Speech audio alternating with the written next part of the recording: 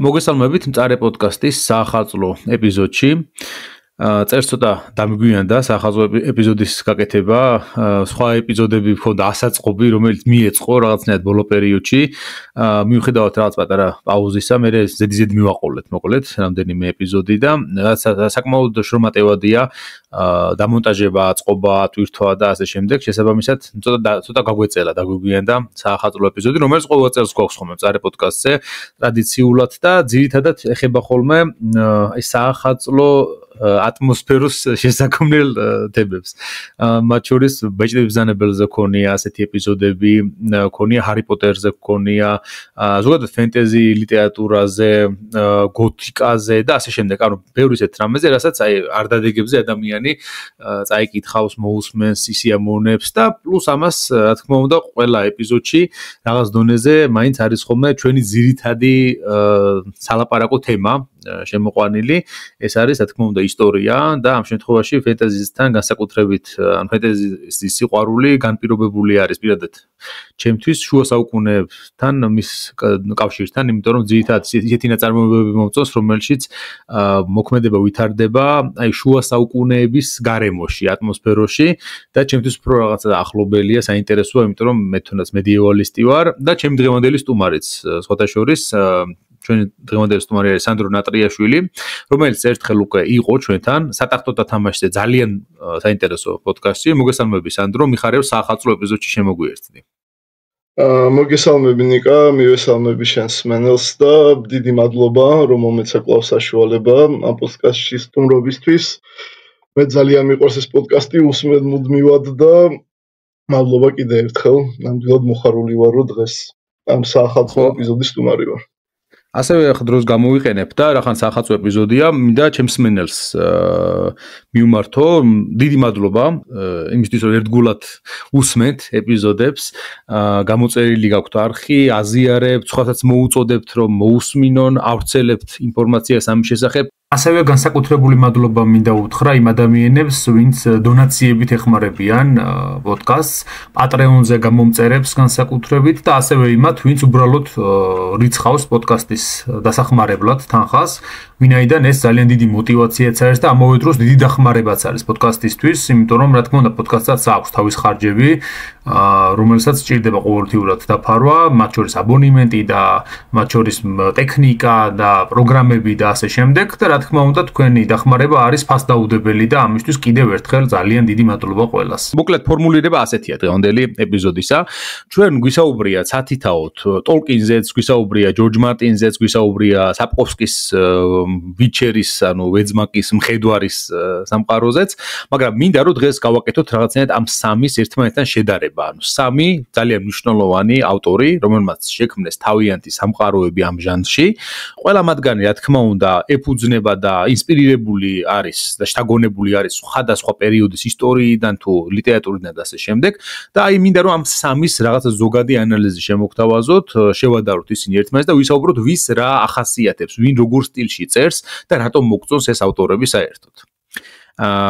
საერთოდ ფენტეზი ძალიან მრავალფეროვანი ჟანრია.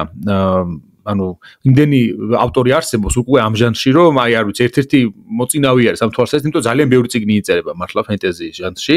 თუმცა არის, რა თქმა უნდა, რამდენიმე საკვანძო ესეთი ავტორი, როგორებიც არიან ტოლკინი, როგორიც არის მარტინი, როგორიც არის საპკოვსკი ამ შემთხვევაში. რა თქმა უნდა, სხვაებიც არიან, იქ ბრენდონ სანდერსონიც არის, ხო, ასევე და სხვადასხვა ავტორები არსებობენ, მაგრამ აი ჩემთვის პირადად ეს სამი არის ფავორიტი და ყველაზე საყვარელი ავტორები, იმიტომ რომ ვერც ერთ სხვა ავტორის ნაწარმოებებს ვერ მოვერგე ისე მე როგორც აი ამ სამეულს და ყველა მათგანში რაღაცა განსაკუთრებით მომწონს, რაღაცა განსაკუთრებით მიზიდავს და თავისთავად ხა ტოლკინი დაიწყო ყველაფერი, რომელიც არის დამფუძნებელი მამა პრინციპში ფენტეზის ჟანრისა, ხო? დამფუძნებელი თუ არა ყოველ შემთხვევაში ხო, ანუ ნამდვილად ხო, დაგეთანხმები იმაში რომ ფენტეზი ზოგადად დიდი ჟანრია სხვადასხვა ქვეჟანრებით და განშტოებებით. არის იქ მარგალიტები, თუმცა ძალიან ბევრი განსაკუთრებით ბოლო დროს და პრინციპში არ მხოლოდ ბოლო დროს ტოლკინის გამოჩენიდან მალევე შეიქმნა მიბაძველთა, ასე ვთქვათ, დიდი ჯარი, დიდი არმია და რა თქმა უნდა ყველა ფენტეზი არ არის ის ფენტეზი რაც ჩვენ გვიყვარს და რაც მართლა ადამიანში რაღაც გრძნობებს აჩენს. მოდი დავიწყოთ თვითონ განმარტებით რა არის ფენტეზი, ხო? და ამაში დაგვეხმარება კვლავ ჩვენი ერთ-ერთი საყვარელი ავტორი ჯორჯ მარტინი, რომელსაც ესეთი წინასიტყვაობა აქვს ერთ-ერთი წიგნისადმი მიძღვნილი, რომ თუ რა არის ფენტეზი მისი აზრით. შეიძლება დაგვარად გადმოვაქართულე ინგლისური რა თქმა უნდა ორიგინალში ბევრად უკეთესია, მსმენელს შეუძლია YouTube-ზე ჩაწეროს on fantasy ჯორჯ R.R. მარტინი და მას ამოუგდებს ვიდეო, სადაც თვითონ ავტორი საუბრობს თუ რა არის ფენტეზი. მოდი წავიკითხავ ახლა მოკლედ მარტინის სიტყვებით ფენტეზის შესახებ. საუკეთესო ფენტეზი დაწერილია სიზმრების ენაზე. ის რეალურია, როგორც სიზმარია რეალური. თუნდაც ერთი წამით, იმ საოცარი ჯადოსნური წამით სანამ გავიღვიძებთ. ფენტეზი არის ვერცხლი და ინდიგო, ობსიდიანი, ოქროთი და ლაპის ლაზულით. რეალობა არის ფანერა და პლასმასი, ყავისფერ და ბეჟ ფერებში. ფენტეზის აქ თაფლის, დარიჩინის და მიხაკის გემო. ის არის კარგად შემწვარი ხორცი, რომელსაც ზაფხულივით კბილღვინოს დააყოლებ. რეალობა არის ლობიო და ტოფუ, ბოლოს კი ნაცარი. რეალობა არის ბერბანკის სავაჭრო ცენტრი, კლივლენდის აკვამურები, პარკინგი ნიუ-იორკში. ფენტეზი არის მინასტირიტის კოშკები, გორმენგასტის უძველესი კედლები, კამელოტის დარბაზები. ფენტეზი დაფრინავს იკარუსის ფრთებით, რეალობა საუსვესტ ავიახაზებით. რადგან არის ჩვენი ოცნებები ამდენად მწირი, როდესაც საბოლოოდ შეგვიძლია მათი ახდენა? მე ვფიქრობ ჩვენ ვკითხულობთ ფენტეზის რომ კვლავ იპოვოთ ფერები, იმისთვის რომ ვიგრძნოთ ძლიერი სანელებლების არომატი და მოусმინოთ სიმღერებს, რომელსაც სირენები მღეროდნენ. არის რაღაც უძველესი და ნამდვილი ფენტეზიში. რაღაც, რაც სული სიღრმეში აღწევს და აცოცხლებს ჩვენში იმ პატარა ბავშვს, რომელიც ოცნებობდა უღრან ტყეში ნადირობაზე, მიუვალ გამოქვაბულებში განძიებასა და მარადიული სიყვარულის პოვნაზე. სამოთხე თქვენთვის დამიტოვებია, როცა მე მოვკვდები, ირჩევნია მოვკვდე შუახმელეთში. ამ პატარა ტექსტით განმარტა, ასე ვთქვათ, მარტინმა რა არის მისთვის ფენტეზი. შემიძლია სრულად დავეთანხმო, რომ ეს ჟანრი რა თქმა უნდა სათავეს იღებს მაინც ჩვენთვის ყველაზე ნაცნობი ფენტეზი. ბოლო დროს გამოჩნდა და ძალიან კარგიც არის, რომ ფენტეზი არ არის მხოლოდ ევროპული ჟანრი, ასე ვთქვათ, ხო, მაგრამ ძირითადად ჩვენში გამჯდარი შეხედულებებით და იმ ემოციებით, რასაც ჩვენში იწვევს, ეს არის მაინც დრაკონები, რაინდები და ციხესიმაგრეები, ხო, ეს რაც ევროპაშია. კი, და ეფუძნება რა თქმა უნდა ევროპის ისტორიას. ბევრი არის მსჯელობა იმაზე, თუ რა იყო პირველი ფენტეზი და ზოგი ილიადან და ოდისეადანაც იღებს, იმიტომ რომ ფანტასტიკის ელემენტებია იქ, თუმცა ჩემი პირადი აზრით არ არის მასე. ბეოვულფზეც არის საუბარი, რომ ერთ-ერთი პირველი ფენტეზია და იმას შეგვიძლია შევთანხმდეთ, რომ თუ კი ბეოვულფი არის თუ არა ფენტეზი, არ ვიცით, მაგრამ რეალურად ფენტეზისთვის ძალიან ბევრია გაკეთებული ამ ნაწარმოებს, იმიტომ რომ ტოლკინი თავდაპირველად ვიცით, რომ ბეოვულფით იყო ინსპირირებული ისევე როგორც კალევალათი, ხო? რეალურად ჩემი აზრით და ჩემი მიდგომა ისეთია, რომ ფენტეზის ასე ვთქვათ საფუძველი არის მაინც არტურის ლეგენდები მეფე არტურზე და ეს რაინდული რომანების ციკლი არტურზე. იმიტომ რომ შევხედოთ სტრუქტურულად, ხო? ანუ არტურის რაინდების თავგადასავლები, მათი ძიებები და მათი quest-ები, ასე ვთქვათ, არის ძალიან ახლოს ფენტეზისთან და ფენტეზიც ამ ჟანრზე არის დაფუძნებული, ხო? ის როგორც წესი ხდება მოქმედება ევროპის მსგავს, ასე ვთქვათ, დეკორაციებში, ძირითადად შუა საუკუნეების პერიოდში. და ერთ-ერთი მთავარი მახასიათებელი ის არის, რომ გმირს ან გმირების ანსამბლს აქვთ რაღაც მისია, სადღაც უნდა წავიდნენ, რაღაც უნდა გააკეთონ. და რეალურად ანუ არის მათ თავგადასავლები, თუმცა ეს არ არის, ეს არის ფენტეზის დეკორაციები, ეს არ არის ფენტეზის არსი. ფენტეზის არსი არის ისევე როგორც ნებისმიერი კარგი ლიტერატურის storytelling-ი, ამბის მოყოლა, პერსონაჟებზე არის დაფუძნებული ხშირად.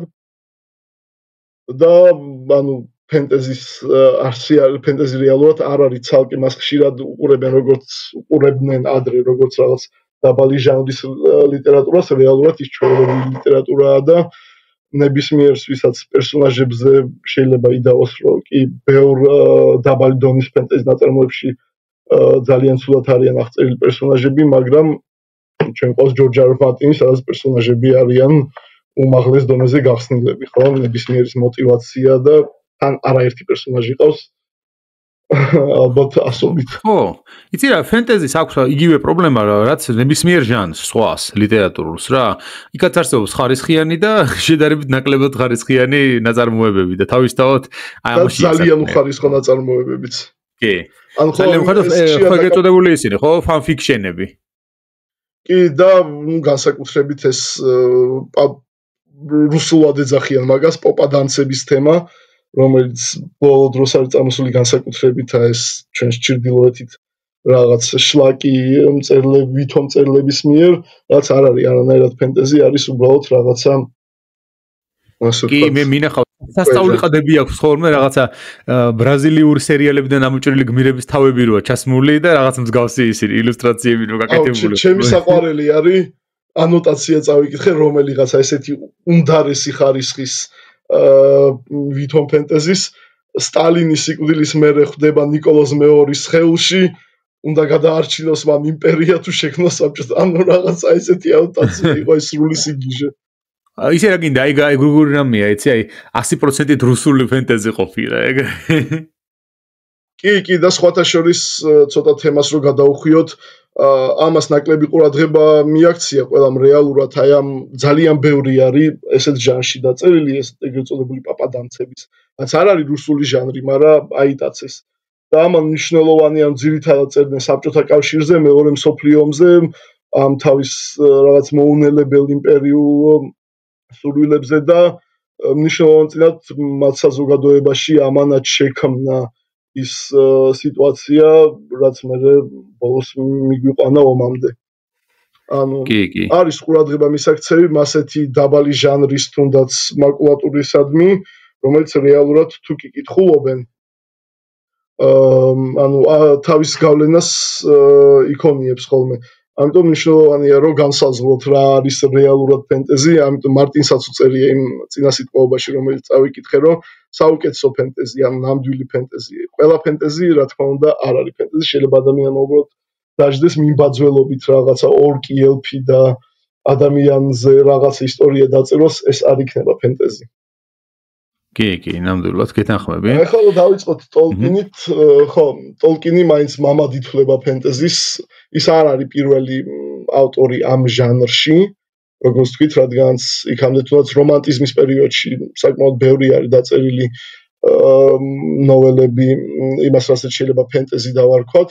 ტოლკინმა გააკეთა ის, რომ ასე ვთქვათ, მოგცა ფენტეზის სტრუქტურა, სწორი და არსი ფენტეზის, ანუ ტოლკინმა შექმნა ის, რასაც მეორად სამყაროს ეძახიან, რადგანაც ის თვითონ იყო ესეთი ადამიანი, რომ მთელი ცხოვრება ვიცით რომ ლინგვისტი იყო და თვითონ თავის ინტერესთან ქმნიდა ახალ ენებს და შემდეგ როგორც ნამდვილ მეცნიერს და ლინგვისტს მივიდა იმ დასკვნამდე რომ არ არის მხოლოდ საჭირო ენის შექმნა, შემდგომ შექმნა სამყარო, იმიტომ რომ ენა იქმნება იმ სამყაროში. მან რაც მოგცა ეს სამყარო ესეც არ არის რა თქმა უნდა ყველაფერი ტოლკინის თავიდან მოსული, ხო?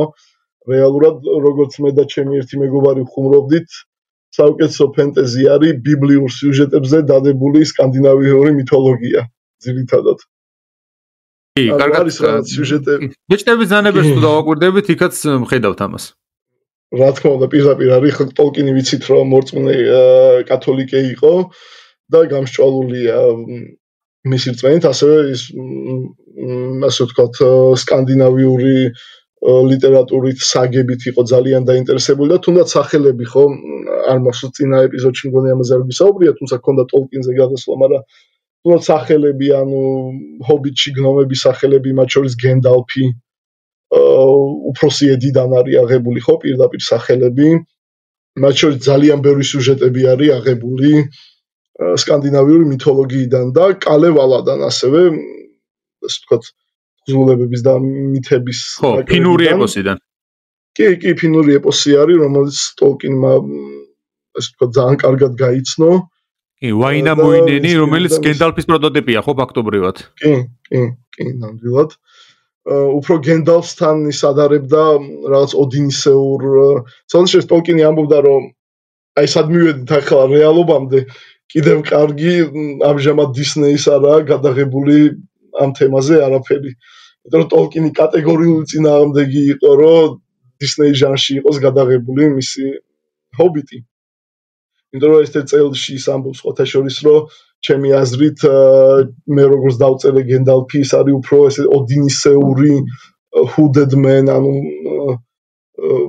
ქუდიანი კაცი, რომელიც დაძრწის აქეთ-იქით, ანუ მონაწილეობას იღებს მნიშვნელოვან მოვლენებში და მისტიურია უფრო არ მინდა რომ რაღაცა კეთილი ჯადოქრის სახით გამოიყვანო გენდალფი. ხო, რუხი მწირია რა, როგორც რუხი მწირი, ხო?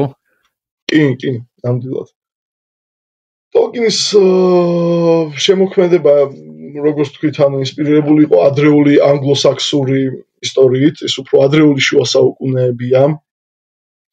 ანგლოსაქსური 7 სამეფოს ეპოქა არის, საიდანაც ინსპირირდა ის და რა თქმა უნდა შემდგომში სკანდინავიელების, ასე ვთქვათ, მიერ ინგლისის შეღწევის და ინგლისის დაპყრობის, ბრიტანეთის დაპყრობის პერიოდი. თუ დავაკვირდებით თვითონ ანუ განსაკუთრებით როჰანზე არის ეს კარგად ჩანს, როჰანის აი თაფლუჭის დარბაზი, მედუსელდი, შილდ მეიდენები, ანუ ის ისტორიები რაც არის მოყოლი როჰანში და რაც ეხება როჰანს არის პირდაპირ მიგვანიშნებს, ასე ვთქვათ, ადრეულ შუა საუკუნეებში ბრიტანეთის ისტორიაზე. ტოლკინი არ იყო ისტორიკოსი და პირდაპირ ანუ მას ისტორიული პარალელები არ აქვს ხოლმე აღებული. მარტინისგან განსხვავებით, რომელიც მაგალითად ისტორიის მოყვარული არც ის არ არის ისტორიკოსი, მაგრამ ძალიან კარგად იცნობს ისტორიას, პრინციპში ტოლკინიც იცნობდა, მაგრამ მარტინს აქვს ისტორიული სიუჟეტები აღებული მნიშვნელოვანწილად. ტოლკინს არ აქვს ისე ძირითად სიუჟეტები, მაგრამ აქვს ხასიათი. ტოლკინთან ძალიან კარგად ჩანს იმ ეპოქის ხასიათი. საოცრად იცნობდა ეს ადამიანი ეპოქას. თუნდაც ანუ ჩემ არის ესეთი ხუმრობა ჩემ სამეგობროში, რომ ჩემი ერთ-ერთი საყვარელი სიმღერა არის, ანუ მუსიკალური ნაწარმოები არის ბორომირის დატირება. და ნუ ამაზე ხშირად ვიცინით ხოლმე, რომ ბორომირის დატირებას უსმენს ეს. რეალურად სხვათა შორის აქვე მინდა ვთქვა, რომ არსებობს YouTube ჩანელი კლამავი დე პროფუნდის, რომელზეც აი ტოლკინის ნაწარმოები ვიცით, რომ გაჟღენთილია სიმღერებით და ამ YouTube ჩანელზე ხდება ამ სიმღერების ნუ უკვე მუსიკალურად გაფორმება. ხო, ტექსტი არ არის, არის ცოტა მუსიკალურად გაფორმებული.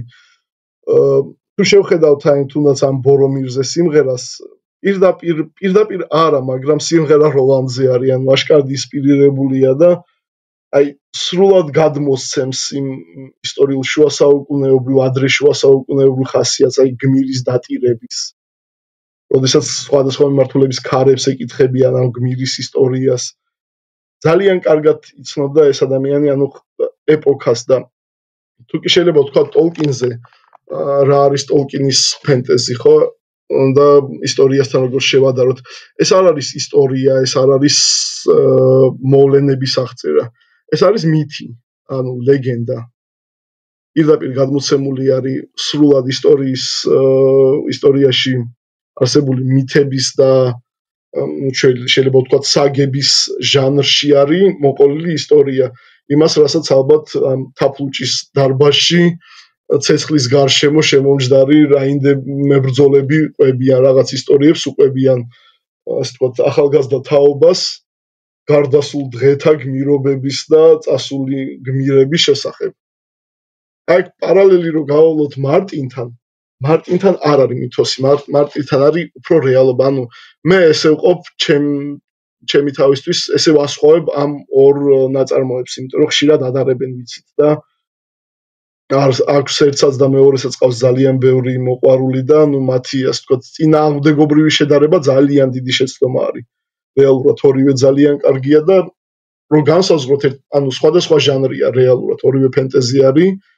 კარგი, ტოლკინზე ვამბობთ, რომ ჰაი ფენტეზია, ანუ არის რაღაც უფრო ძირითადად წარმოსახვით სამყაროში არსებული ნაკლებად ეფუძნება რეალურობას.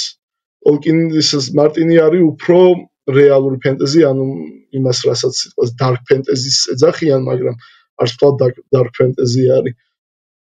ანუ ჩემთვის მაგალითად ტოლკინი არის თვითონ მითი, ანუ მოყოლით თვითონ ფორმა ნაწარმოების არის მითოსური, ხო? არის ლეგენდა, მითი, საგა შეგვიძლია თქვა და მარტინთან არის უფრო ის რეალობა, რაც დგას ამ მითის უკან. ან პირობითად რო თქვა ტოლკინი გიყვება ლეგენდას, მარტინი გიყვება რეალურ მოვლენებს, რომლებიც საფუძვლად დაედო რაღაც ლეგენდას.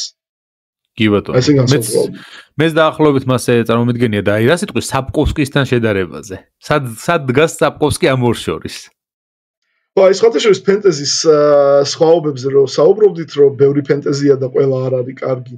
ან სწორედ ეს არის, რომ საუკეთესო ავტორები პოულობენ რაღაც თავის ნიშას, ხო? მას მერე რაც ტოლკინმა დაწერა ბეჭდების ბრძანებელი. ჰობიტი უფრო მაინც ვიცით, რომ უფრო ზღაპრის ფერითელის ფორმატში არის, უფრო საბავშვო ლიტერატურა არის. მათ შორის მინდა ვთქვა, რომ პირველი ბეჭდების ბრძანებელის წიგნიც იწყება თავდაპირველად უფრო ზღაპრის, ანუ ეპიკურობა ნაკლებად აქვს, ეს არც იყო ტოლკინის მიზანი. თუმცა ამის მიუხედავად, ანუ პირველივე წიგნის შუიდან უკვე ვხედავთ ანუ მოდის ის ეპიკურობა, ეს ნამდვილი, ანუ სრული ფენტეზი. რაც შეეხება ხო, ანუ ფენტეზის ჟანრში უნდა იპოვო შენი ნიშა. მარტინს აქვს მაგალითად ნაპოვნი მხრივ, რომ პერსონაჟები ყავს, ანუ გაშლია თვითონ პერსონაჟების, ანუ საპკოვსკის აქვს, ესე ვთქვათ, ანტიფენტეზის ვერ დავარქვე, მაგრამ დეკონსტრუქცია არის ფენტეზის. საპკოვსკის ნიშა არის ის, რომ აიღო პოლონური და ზოგადად აღმოსავლეთსლავური მითოლოგია და ძალიან კარგად აღწერა სამყარო, აი იმ რაღაც დეკორაციები, ვიცით, რომ გვიანდელი შუა საუკუნეების ახალი ეპოქის, უფრო ახალი ეპოქა არის საპკოვსკისთან, არ არის ეს ტრადიციული შუა საუკუნეები. არის მითოლოგია და არის ძალიან კარგი იუმორი. ანუ საპკოვსკის რო ვკითხულობ, ესეთი შეგრძნება გეუბნება თითქოს რეალობას, ანუ ჩვენ დღევანდელობასთან ძალიან ახლოს არის ეს სამყარო. კი, ძალიან ბევრი პასაჟებია, რომელიც ხო, ანუ საერთოდ მე ვხუმრობ ხოლმე ესე, რომ ანუ ეს არის ისტორია პოლონეთში მცხოვრებ ნარკოდამოკიდებულ, ალკოჰოლდამოკიდებულ ადამიანზე, დაქირავებულ, ესე ვთქვათ, ჯარისკაცზე, რომელსაც უყვარდება უძველესი პროფესიის წარმომადგენელი და ერთად ძდიან აუტისტ ბავშვს. ანუ რაღაც დაახლოებით, აი რომ გადმოიტანო თანამედროვეში ნარკოდამოკიდებული და მეძავი ხდებიან ერთმანეთს, უყვარდებათ და ანუ ერთად ზრუნავენ რაღაც განსაკუთრებულად დაჯილდოებულ ბავშვზე, რომელსაც რაღაც ჭირდება დახმარება და აღზრდა. აქ არის საოცარი იუმორი საპკოვსკისთან. ეს არ არის ჩემი აზრით არც ჰაი ფენტეზი, ძირითადად ბოლოსკენ უკვე ელფების სისხლიდან იწყება უფრო მეტად ფენტეზი. თუმცა ჩემი აზრით, ჩემი პირადი მიდგომით ეს არ არის ყველაზე დიდი ხიბლი, რაც ამ ნაწარმოებს აქვს. ჩემთვის პირველი წიგნი არის განსაკუთრებით საყვარელი ყოველთვის. პირველი ორი ძალიან კარგია, ანუ უკანასკნელი სურვილი და მედისტერის მახვილი, კი. კი. ანუ ის რაც არის კომპილაცია, ასე ვთქვათ, გასული საუკუნის მეორე ნახევარში იყო ესეთი ჟანრი, ხო, სერიალების განსაკუთრებით, როცა თავარი გმირი მოგზაურობდა სხვადასხვა ყოველ სერიალში, ყოველ ეპიზოდში მოგზაურობდა სხვადასხვა სოფელში და თავს გადახვდებოდა ან სხვადასხვა დასახლებაში ქალაქში და თავს გადახვდებოდა სხვადასხვა ისტორიები. აი ძირითადად ეს ჟანრი არის.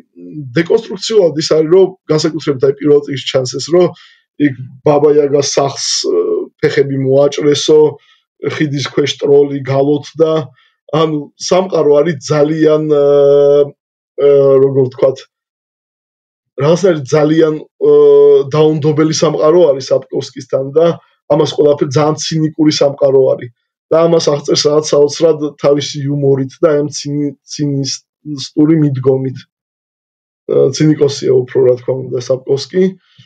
რაც ხიბლი არის ამ სამყაროს, სხვათა შორის თვითონ პერსონაჟიც გერალტი საოცრად საინტერესო პერსონაჟი არის. ზუსტად იმიტომ რომ სერიალში სერიალზე არ ვილაპარაკოთ, ეხლა ცალკე თემა არის, მაგრამ წიგნებში ის არის რაღაც ესეთი მოხეტიალე, პირდაპირ რო ვთქვა, ბომჟი ტიპი არის, რომელიც მუდამ შემჯდარი, ანუ აცვია რაღაც დახეული ტანსაცმელი, არის ათენებს და აღამებს ქუჩაში და ნუ სხვადასხვა არის პოპულარული ძალიან საპირისპირო სქესის წარმომადგენლებთან, იმიტომ რომ არის რაღაც უცნაური არსება, ანუ ის რო ის მას გავლილი აქვს ეს მუტაცია, ხო? მუტაცია და მხედვარად მომზადების ეტაპები, ის არის მუტანტი და ამიტომ ყველა საინტერესებს რომ როგორი არის მუტანტი. რეალურად ცხოველია იმ საზოგადოებაში. კი, და სხვადასხვაის იცი რა არის საინტერესო რომ თან ან იწევს განსაკუთრებულ ზიზღს, ან იწევს პირიქით სიმპათიას, იმიტომ რომ უმეტესობას მოსახლეობას, ჩვეულებრივ მოსახლეობას ხედვარები არ უყვართ, ხო, ეზიზღებათ და ყველანაირად ცდილობენ თავიდან მოიშორონ ხოლმე და არ გააჭაჭანონ და ასე შემდეგ. აი ვიღაცას ყოველთვის ეძახიან რომ მუტანტია, ეს სუდია ბოროტია, რაღაც ანუ ყოველთვის უარყოფითი ისა აქვს გარკვეულწილად აი შექმნილი რა. ის ერთი მომენტიც რომელშიც გერალტი დახოცავს ბლავიკენში ხალხს, რომლებიც იცავენ ამ შემთხვევაში ერთ-ერთ მოკლედ რომ ვთქვა ჭყალებში პრინცესას და რეალურად მოუხდება ამის გაკეთება, ხო? იმიტომ რომ მას უხდება უფრო პატარა ბოროტების არჩევა. აი მაშინაც კი ამაზე განსთელი თავის ხორების მანძილზე მე ხალხის გადასარჩენად გააკეთა. კი, ხალხს გადასარჩენად გააკეთა და ამის გამო მე მთელი ცხოვრება ეძახეს ბლავიკენელი ყასაბი. და ხა ეს რო სხვას გააკეთებინა, შეიძლება აი მხელა რეაქცია არ გამოიწვია, როგორც გააკეთა ამ შემთხვევაში მხედვარმა, რომლებიც ისიც მოძულებული არის საზოგადოებაში, ხო? შესაბამისად, მან გამოიწვია განსაკუთრებული საზოგადოების. ანუ უცხო ელემენტია არის რაღაცა უცნობი, ანუ არ არის ტიპიური ადამიანი, არის მუტანტი, რაღაც რაც ამ ჩვეულებრივ ასე ვთქვათ, სოფლების და ქალაქების მოსახლეებს თან შორს დგას, არ ცხოვრობს ყოველდღიური ცხოვრებით, არ ცხოვრობს მათი ცხოვრებით, დახეტიალობს, ასე ვთქვათ, გზაზე, სულ შარა გზაზე არის და დადის ამ გზაზე და რაღაცებს დაქირავებული ჯარისკაცია რეალურად, რომელიც სახიფათოა მათთვის.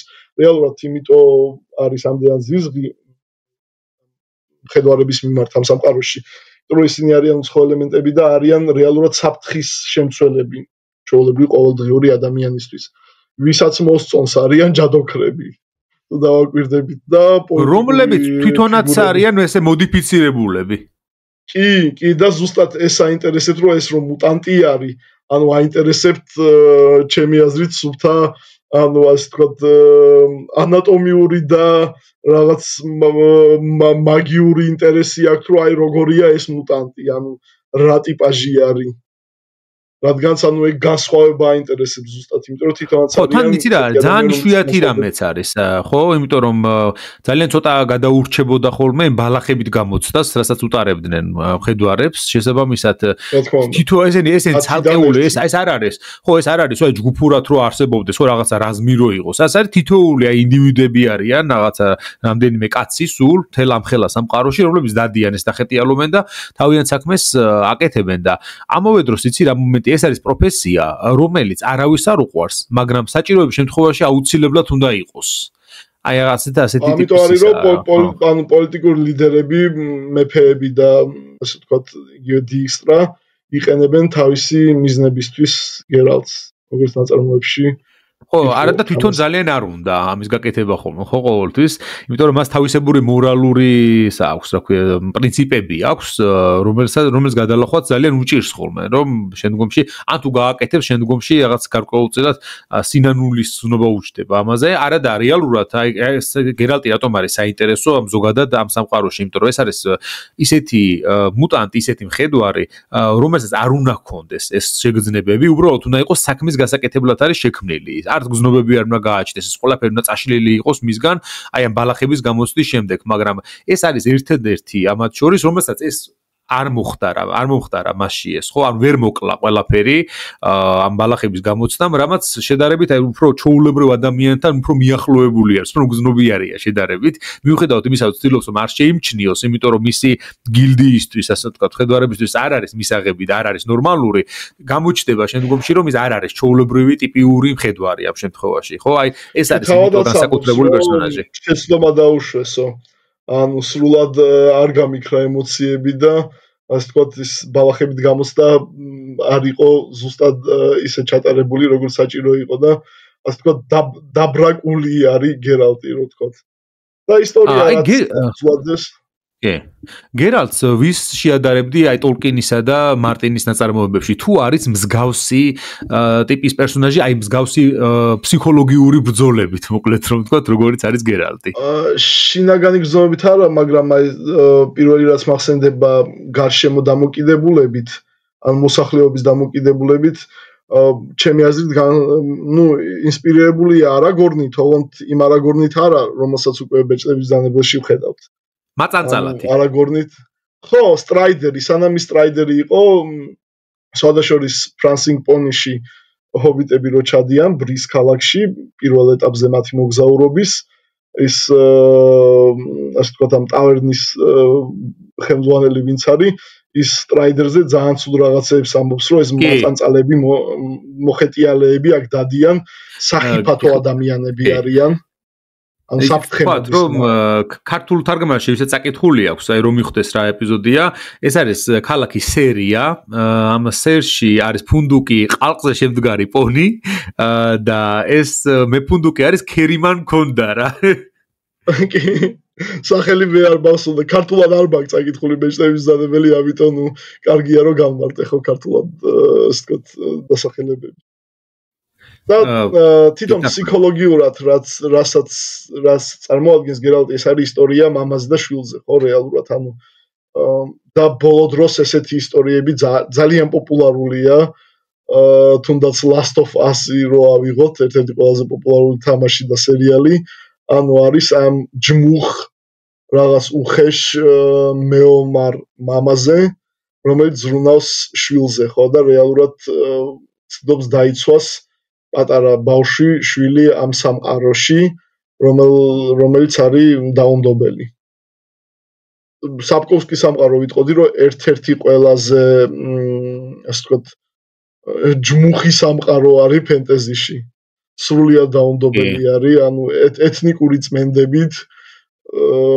და ნუ ინსპირაცია რაც არის გეტოებია ხო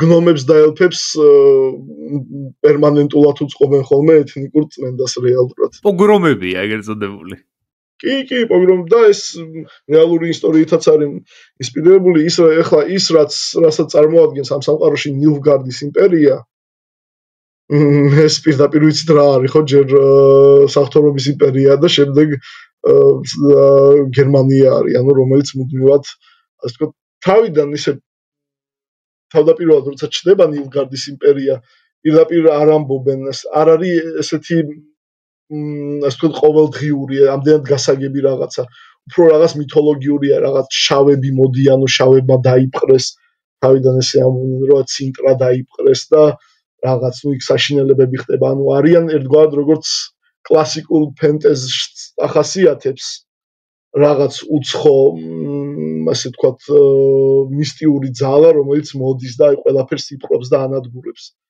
რეალურად მე ხდება ასე ვთქვათ გაადამიანურება ნილფგარდის იმპერიის და აჩვენებია როგორც ჩვეულებრივი ანუ ადამიანების იმპერია არაფერი არც რაღაც მაგი ხელმძღვანელობს მათ ან რაღაც ჯადოქარი რომელსაც სამყაროს განადგურება უნდა ესეთი რაღაცა არ არის ხო ძალიან რეალური სამეფო არის რომელიც უბრალოდ იმპერიულ დაპყრობებს აწარმოებს აწარმოებს საშინლად ის ომი როგორც არის აღწერილი არის სრულიად ბრუტალურად აღწერილი და სხვათა შორის მესამე ვიჩერში თამაში ძალიან კარგად არის გადმოცემული თავიდან ან თვითონ სიტუაცია ეთახმები მესამეში ის თავდაპირველად ეს ომი და მე ომისგან შექმნილი ეგრეთ წოდებული No Man's Land რომ არის ხო ნაჩვენები სადაც კარგად არის რითიც არის ინსპირირებული რეალურად ან პირდაპირ გადმოღებული თუ არა სიტყვაზე როგორც ტოლკინი ყოველთვის ამბობდა რომ ან ტოლკინს ეზღებოდა პირდაპირი პარალელები ასე ვთქვათ და ამბობდა რომ სიმბოლიზმი ანუ არ მაქვს მე სიმბოლიზმი ჩადებული ჩემ ნაწარმოებში ანუ ნუ აიღებთ ნუ გადმოიტანთ სიტყვაზე თუნდაც ორკები არ არიან, ეს არის უბრალოდ აი ბოროტი ძალა. ანუ ეს არის როგორ თქვა, ხასიათით განმოდის, რომ თქვენ შეგიძლიათ აიღოთ ტოლკინის თუნდაც აი ფენტეზიში ნებისმიერი თემა, აიღოთ და გადმოიტანოთ რეალურ დეკორაციებში.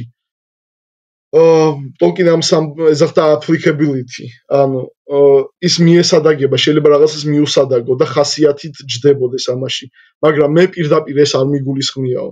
რომ ვიცით რა პერიოდშიც იწერებოდა, ეხლა ჩვენ მივედმოვედებით ხან ტოლკინზე ვლაპარაკობთ, ხან საპკოვსკიზე, ხან მარტინზე, მაგრამ რეალურად ეს არის ხო ამ დღევანდელი ჩვენი მიზანი, რომ ასე შევადაროთ ამ პასაჟებით.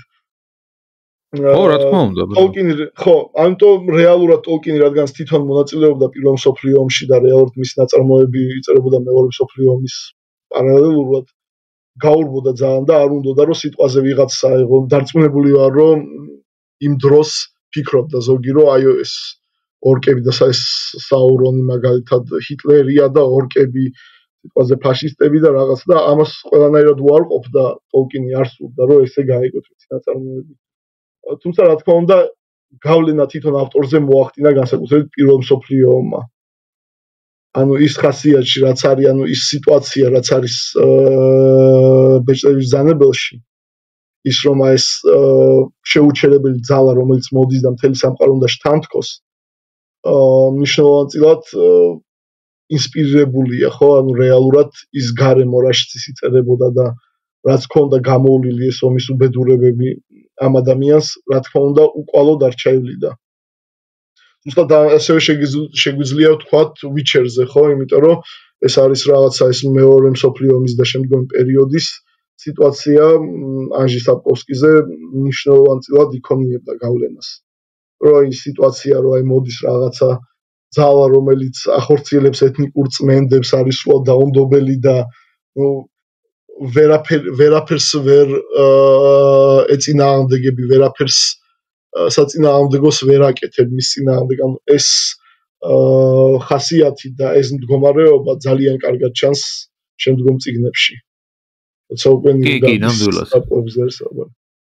კი, ის ფოტოშორის კი, გისმენ.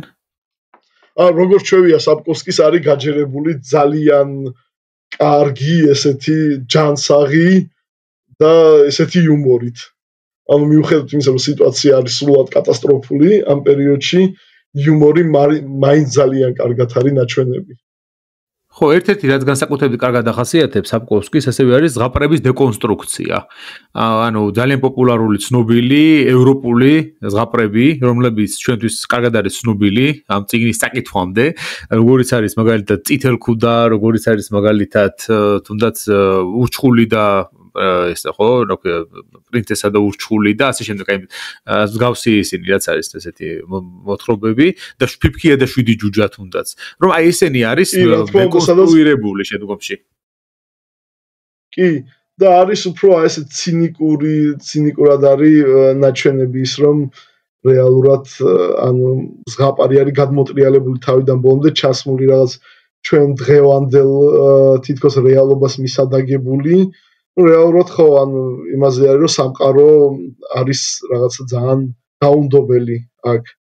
და თუნდაც სირინოზის ამბავი ძალიან მაგარია, მაგალითად არის გადმოცემული არიელის, ჩვენთვის გაგაცნობილი არიელისა და პრინცის ისტორია, ხო, რომელიც საპკოვსკიმ ძალიან თავისებურად გადმოსცა თავის ნაწარმოებში და გვაჩვენა, რომ ეს პრინცი სინამდვილეში როგორი ტირანი იყო იმ ქალაქში, სადაც იყო და რა გეგმები ამოძრავებდა და რომ არ უნდოდა სინამდვილეში ხერხზე წასვლა და მე მოკლედ აი მთელი ეს ამბავი არის უფრო აი რეალისტურად ადამიანებს შორის როგორი ურთიერთობაც წესით და რიგით უნდა უფრო ლოგიკურია, იმ ფორმით არის ახსნილი და არა იმით, რომ აი ყველაფერი ზღაპრულად და ძალიან მარტივად და ეს სასიამოვნოდ რო ხდება და კარგად მთავრდება მე ბოლოს ეს ყველაფერი. ურჩხული და ლამაზმანის ისტორიაც რაც არის. ხო, აი მაგას გულისხმობდი მეც კი მაგას ეს. ხო, ანუ იქ არის რომ ლამაზმანი არის ვამპირი ხო? რეალურად რაღაცა სტრიგასნაირი არსება არის. ბრუქსა უფრო სწორედ ხო სტრიგა არ არის, ბრუქსა არის, რომელიც ასე ვთქვათ, არც ურჩხული არის, ასე ვთქვათ, კარგი ადამიანი, მაგრამ რეალურად ის არის მის ტყვეობაში, ლამაზმანის ტყვეობაში, ანუ პირიქით არის გადმოტრიალებულია ყველაფერი. ასევე მეფის ქალიშვილის განკურნებაც ხო, რომელიც ძალიან პოპულარული სიუჟეტი არის ევროპულ ზღაპრებში, რომ მეფის ასული რაღაცა წყევლით არის შეკრული და ნუ მოიხსნას უნდა ეს წყევლა. თუნდაც აი იგივე ისიც მძინარებზე თუ ნახავის ისიც არის, აქ გარკვეულწილად კვალი ხო ამაში და ძალიან კარგად არის ეს ეპიზოდი გადმოცემული. ძალიან მიყვარს სხვადასხვა ეგ პირველი მოთხრობა, რითიც იწყება საერთოდ უკანასკნელი სურვილი, საპკოვსკის პირველი წიგნი არის ჩემი აზრით ერთ-ერთი საუკეთესო სამ დანარჩენ მოთხრობებს შორის. კი, ანუ პირველი წიგნი მაინც ჩემთვის ყველაზე მნიშვნელოვანი არის. თუმცა მე ხამოდი ვთქვათ, რომ დანარჩენი ანუ თლიანი ეს ციკლი არ არის ნამდვილად ხელწამოსაკრავი არავისთვის. თუმცა აი ყველაზე კარგად საპკოვსკის და ხასიათი და წერის სტილი ყველაზე კარგად თვითონ ამ ვიჩერის გერალტის ტიპაჟი ჩანს ზუსტად პირველ ორ წიგნში და ჩემს საყვარელი არის თვითონ უკანასკნელი სურვილი ან ბოლო მოთხრობა. ბოლო მოთხრობა პირველი წიგნის. ხო, სადაც ჯინზე არის და რეალურად მთელი აი საპკოვსკის იუმორი და ის რომ გაიგო, ანუ რეალურად არის ჯინისნაირი არსება, რომელიც სურვილებს ასრულებს. და გერალტმა იცის რაღაც შელოცვა, რომელსაც წარმოსწავს და გაუჩინარდება.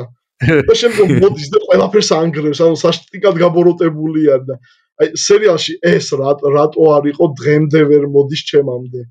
ვერ გადმოსცეს. ვერ ფიქრობდნენ თქო, რომ ვერ გადმოსცემდნენ მაგას. ან თელი ჭყალებში მუღამი რო თქვა ის არის რომ ის შელოცვა რომელიც გერალტ ვიღაცა მონაზვნებმა ასწავლეს კულტის მსახურებმა და ამას გონია რომ ჯინისგან იცავს რეალურად ინგლისურად ვიტყვი ქართულად რო არ თქვა არის go fuck yourself და რადგან ჯინმა უნდა შეასრულოს სურვილი ეს გააკეთა და ამიტომ არის გაბოროტებული და გაბრაზებული ან დაიკარგა მთელი ხიბლი ეს სერიალში რომ გადაიღეს ეს მომენტი არ იყო და მთელი სერიალში ყველაფერი დაკარგულია მაგის გარდა არა მარტო ეგ ყველაფერი დაკარგულია პირველ სეზონში მაინც ცოტა ვითომ ცდილობდნენ და ეს გამიკვირდა პირველი უარყოფა ერთ-ერთი ეს იყო რომ საუკეთესო მომენტი გამოტოვეთ რეალურად ანუ რატო გადაიღეს ხო იცი რა არის აი ამ მხრივ საპკოვსკი თუნდაც ჩვენ რახან ვადარებთ ამ ნაწარმოებებს ამ მხრივ საპკოვსკი განსაკუთრებით გამოირჩევა ამ ავტორებს შორის ანუ ტოლკინი ამ შემთხვევაში უფრო სხვა სტილია ტოლკინს რო კითხულობ ასე გონია რომ ეს დაწერილი არის აი თითქოს აი შუა მაშინ როცა თომას მელორიმ დაწერა არტურის ისინი ხო ამბები აი რაღაცნაირად ამას აქვს სხვანაირი ატმოსფერო და მოტივი არის მართალი იქაც არის რა თქმა უნდა ძალიან საინტერესო იუმორისტული მომენტები არის რა თქმა უნდა რომლებიც ახლა ფილმებში ნაკლებად არის გადმოცემული აი მაგალითად ბეჭდების ზანებაში თვითონ იმიტომ რომ ცოტა იქ ისია გადაღებული ის ფილმი რომ იქ რო ეგენი ყოფილიყო ცოტა არასერიოზულად გამოჩნდებოდა რა თქმა უნდა მაგრამ წიგნი ვისაც აქვს საკითხული შეამჩნევდა რა თქმა უნდა რომ ტოლკინსაც ახასიათებს რაღაცნაირი თავისებური ბრიტანული იუმორი გაკრავს ხოლმე შიგადაშიგ რომელიც ძალიან უხდება ამ ნაწარმოებს როცა კითხულობ წიგნს განსაკუთრებით ის ამბობს რომ მე ავწერ ბრიტანელ ხალხს და ანუ იმ გარემოს სადაც მე ბრიტანული მითოლოგია შექმნა კაცმა რა კი ანუ მიზანიც ეს იყო მან აღმოაჩინა რომ ბრიტანელ ხალხს ანუ ინგლისელ ხალხს არ ქონდა თავისი ეპოსი რომელიც ჩაიკარგა ანუ ბეოვულფი ვიცით რომ არ არის ინგლისელებზე არის სკანდინავიური რეალურად და ის ფიქრობდა რომ სწორედ ამ ჯერ ანგლოსაქსების და სკანდინავიელების დაპყრობებმა ვიკინგების და შემდგომში უკვე ქრისტიანობის პერიოდმა ნორმანების პერიოდმა მთლიანად ჩაკლა ეს ასე ვთქვათ ბრიტანული ინგლისური ეპოსი ანუ მითები და არ ქონდათ ამ ხალხს საკუთარი რაღაც ესე ვთქვათ ეპოსი რაც შექმნა თვითონ ტოლკინმა და საზრდოობდა თვითონ ანუ ჰობიტებზე პირდაპირ ამბობს რომ ჰობიტი მე ვარო ბოლო ცოტა მაღალი და ეს ანუ ჰობიტები არიან ჩემი მეზობლები ის ხალხი ვისთანაც მე ერთად აქ ცხოვრობ ანუ და ამიტომ ბრიტანული იუმორითაც არის გაჯერებული არის მნიშვნელოვნად ცოტა რაღაც საბავშვო პასაჟები გასაგებია რომ ვისაც მხოლოდ ფილმი აქვს ნანახი პიტერ ჯექსონის საუკეთესო ეკრანიზაცია ალბათ რაც კი არსებობს ფენტეზის ჟანრის მიუხედავად ამისა რა თქმა უნდა გასაგებია რომ ვერ გადმოიტან პირდაპირ და ვერანაირად ვერ ჩასვავ ტომ ბომბადილს ხო ტოლკინის ის რაც იყო რომ უნდა ყოფილიყო ესე ვთქვათ ეპიკური საომარი ისტორია თუმცა ტოლკინს ამბობს რომ ეს ომის ისტორია რეალურად იქა ესეთი პასაჟები როგორც ტომ ბომბადილის და ბევრი სხვა პასაჟები, როდესაც თუნდაც გენდალფი ხუმრობს, გენდალფს საოცარი იუმორი აქვს რეალურად. ანუ ცოტა ნაკლებად ფილმში გადმოვიდა სხვადასხვა გენდალფის პიპინს რო ემუქრება რომ კარიბჭეს ისე გავაღებ თავს გარტყმევინებზე და ამას იქშიც არის და ფილმშიც არის. კი, ცოტა შორისე კარგია. კაი უხდება რა, საჭიროა ყველაფერში ცოტა იუმორისტული მიდგომა. რა თქმა უნდა, კი. და საპკოვსკის რაც აქ იმას უფრო აი ჩვენთვის სხვაობა მაგალითად ბეჭდების ბრძანებელსა და მხედვარის ციკლს შორის არის ის, რომ ბეჭდების ბრძანებელი არსებობს ძირითადად სამყარო არსებობს ჩვენს წარმოსახვაში. ანუ ის არ არის რეალური, მას არ აქვს რეალობასთან კავშირი, ის არის მითი, ანუ ეპოსი, ის არის რაღაც როგორ ვთქვათ, ანუ რაღაც არის, რაც ჩვენ დღევანდელობამდე არ მოდის. პირიქით განსხვავებულია ყველაფრით ჩვენი რეალური სამყაროსგან და საპკოვსკი არის, რომ ძალიან რეალურია რეალურად სამყარო, ანუ ისეთია, როგორ სამყაროში ჩვენ ცხოვრობთ, უბრალოდ გაფორმებულია რაღაც מחვილით, დადის ორი מחვილით ადამიანი. კი. თუმცა ორივე מחვილი არაა გზურგზე, წიგნებში უნდა ითქვას. ხო, ცხენზე აქვს ერთი. ცხენზე, კი. საჭიროების შემთხვევაში იყენებს, რომელიც დასჭირდება. ანუ დეკორაციები უბრალოდ გაფორმებულია, თორე ისტორია არის ძალიან ყოველდღიური და ძალიან ჩვენთან ახლოს. ამიტომაც იპოვა ამ ხელა გამოძახილი რეალურად, რომ ძალიან გასაგებია ჩვენთვის. ანუ ორი სხვადასხვა ჟანრი არის, ერთი არის ის სამყარო, რომელშიც ჩვენ გვინდა რომ გავიქცეთ, ის რასაც ესკაპიზმი ქვია. ვიჩერის სამყარო ნაკლებად არის ესკაპისტური, ანუ უფრო ჩვენ სამყაროს გავს. თუმცა ვიჩერზე საუბრისას უნდა ვთქვათ, რომ ძალიან დიდი წვლილი შეიტანა თამაშებმა პოპულარიზაციაში.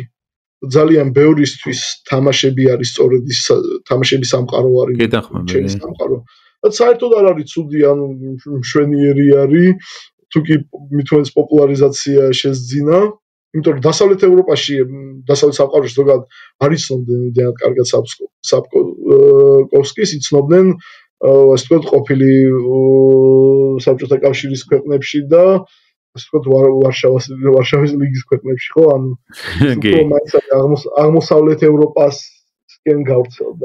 აი ეგ აღმოსავლეთ ევროპულობა სხვადასხვა არის ჩემი აზრით ერთ-ერთი მთავარი ხიბლი, რაც მაგნატარმოებს აქვს, იმიტომ რომ ის ატმოსფერო, გარემო, სახელები, თვითონ ისტორიული ფონი თუ ასე შემდეგ რაც არსებობს, არის აღმოსავლეთ ევროპული და არა ტრადიციული დასავლეთ ევროპული, აი ფრანგული, ინგლისური, აი შატოებით და ციხესიმაგრებთან ის მსგავსი არ არის. ეს არის აღმოსავლეთი სლავური სამყაროსთვის არის დამახასიათებელი, რაც სიახლის მომტანი არის ამ ჟანრისთვის პრინციპში, იმიტომ რომ მანამდე ყველაფერი იწერებოდა მაინც ძალიან დასავლურ საბურუელში და ამ შემთხვევაში უფრო დასავლეთ ევროპასთან ჰქონდა კავშირი. და აი ეს რაღაცა განსხვავებული არის ამ თვალსაჩინით და სხვადასხვა ეს იყო მთავარი მიზეზი, რის გამოც შოუ, რომელიც გააკეთა Netflix-მა, იყო ერთ-ერთი უდიდესი იმედგაცრუება, რომ მათ ვერ შეძლეს გადმოეტანათ აღმოსავლეთ ევროპული ატმოსფერო, გარემო, რომელიც ასე მომხიბლელი არის აი ამ ნაწარმოებისათვის. რა, ანუ ეგ აქვს მაგარი, ხო, ეხლა რო კითხულობ ამას, მაშინ მე ხა მithumetes თუ ისტორიასთან ახლოს მაინც გაგივლია, მაშინ ხვდები, რომ აქ არის საუბარი მე-15 საუკუნის ჰანზის კავშირის ქალაქებზე, ხო? ჰამბურგი, ლუბეკი, როსტოკი და ასე შემდეგ. აქ არის საუბარი ამ პერიოდის პოლონეთ-ლიტვის უნიაზე, თუნდაც, რომელიც პერიოდშიც იაგელონების დინასტია მართავენ და ასე შემდეგ. ტევტონ რაინდთა ორდენი როცა არსებობს ამ შემთხვევაში, იქითკენ არის საღვთო-რომის იმპერია, რომელიც არის ამ შემთხვევაში ნილფგაარდი ნაწარმოებში, ხო? ანუ ძალიან ბევრი რაღაცა მე-15 საუკუნის ისტორიასთან ძალიან დიდი სიახლოვე აქვს. აი კითხულობ და პირდაპირ ხედავ საღვთო-რომის იმპერიის სამსახურში მყოფი ლანცკნეხტების შენაერთი როგორ მოდის მაგალითად. იქ თავის ორსახელურიანი מחვილებით. იქ მაგალითად ერთი ძალიან მაგარი ეპიზოდი არის ბედისწერის מחვილში, როცა გერალტის მოსაკლავად დაიქირავებენ ძმები არიან, ხო, რომლებიც ერთად იბრძვიან და მკვლელები არიან, პროფესიონალი და მათი ბრძოლის სტილი და ყველაფერი აღწერილი არის, როგორც აი მე-15 საუკუნის გერმანული ფარიკაობის სახელმძღვანელოს მიხედვით, რომელსაც ქვია მორდაუ, თავისუფლად მეთოდს და აი ეს სერიალმა როგორ გააკეთა, იცი? ძველი რომაული ანტიკური ხანის გლადიატორების ფორმები ჩააცვეს ამათ და გლადიუსები დააჭერეს და ისინი ებრძვიან, აი ამის გაკეთება შეიძლება და ამაზე ეთყობა რამდენად პატივს სცემდნენ ნაწარმოებს და რამდენად ფეხებზე ეკიდათ მაყურებელის მსმენელიც, ვინც ამას თვალს ადევნებდა, ამაზე შეეტყო ყველაზე მეტად, იმიტომ რომ ეს საერთოდ მე ერთ რაღაცას ყოველთვის აღნიშნავ ხოლმე. სიუჟეტი ძალიან მნიშვნელოვანია, რა თქმა უნდა, აი თავარი არის მაინც რა თქმა უნდა სიუჟეტი, მაგრამ გარემო, რომელშიც იღებ და ის ვიზუალი არანაკლებ მნიშვნელოვანია. ის თუ არ ვარგა, ის სიუჟეტი დაიკარგება იმის გარეშე. შესაბამისად, ანუ მე ყოველთვის ვაფასებდი რეჟისორებს, ვისაც შეეძლოთ კარგი ატმოსფეროს შექმნა თავიანთ ფილმებში. ან წერლებსაც მათ შორის, რომლებიც კარგად გადმოსცემენ იმ გარემოს და იგრევე წარმოიდგენ, რომ ვკითხულობ, ვიდრე ის, რომ აი რაღაცა 1-2 სიტყვით კონდეს და მე ვფიქრობდი, რომ ნეტარს სად არის ანაირია ის და მე შენ თვითონ აწყო შენ თავში რაღაცა ისა, ხო?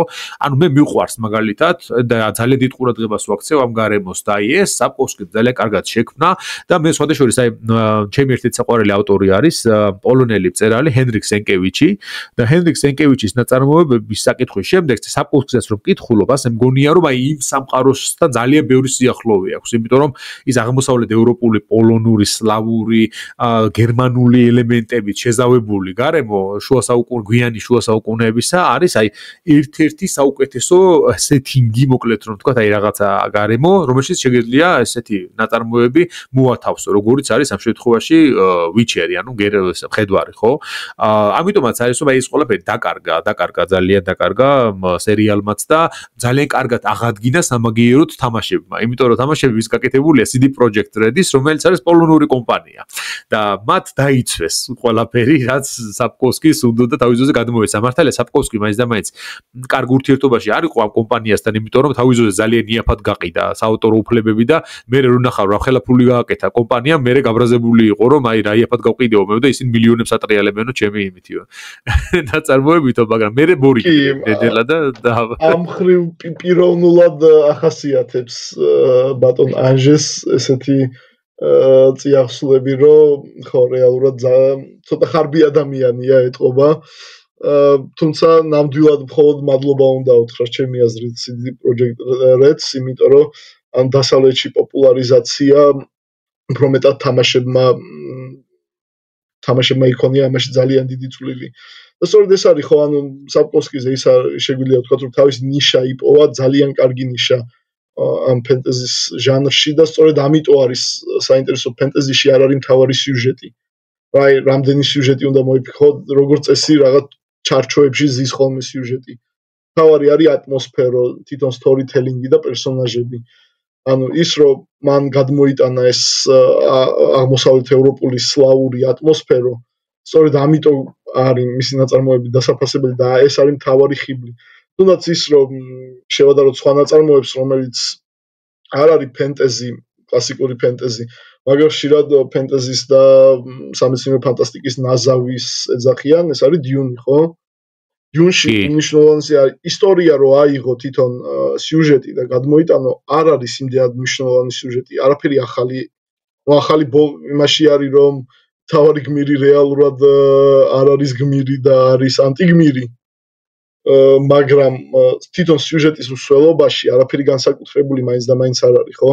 ეს არის თვითონ ატმოსფერო, ის სამყარო, როგორ არის გადმოცემული და ჩემთვის როგორც უფრო ევროპაცენტრისტი ადამიანისთვის ამას ვაღიარებ, ეს ჩემი ნაკლი არის, იმიტომ რომ დასავლეთ ევროპა მაინტერესებდა ბავშვობიდანვე და მაინც ჩამოყალიბდი ევროპაცენტრისტად.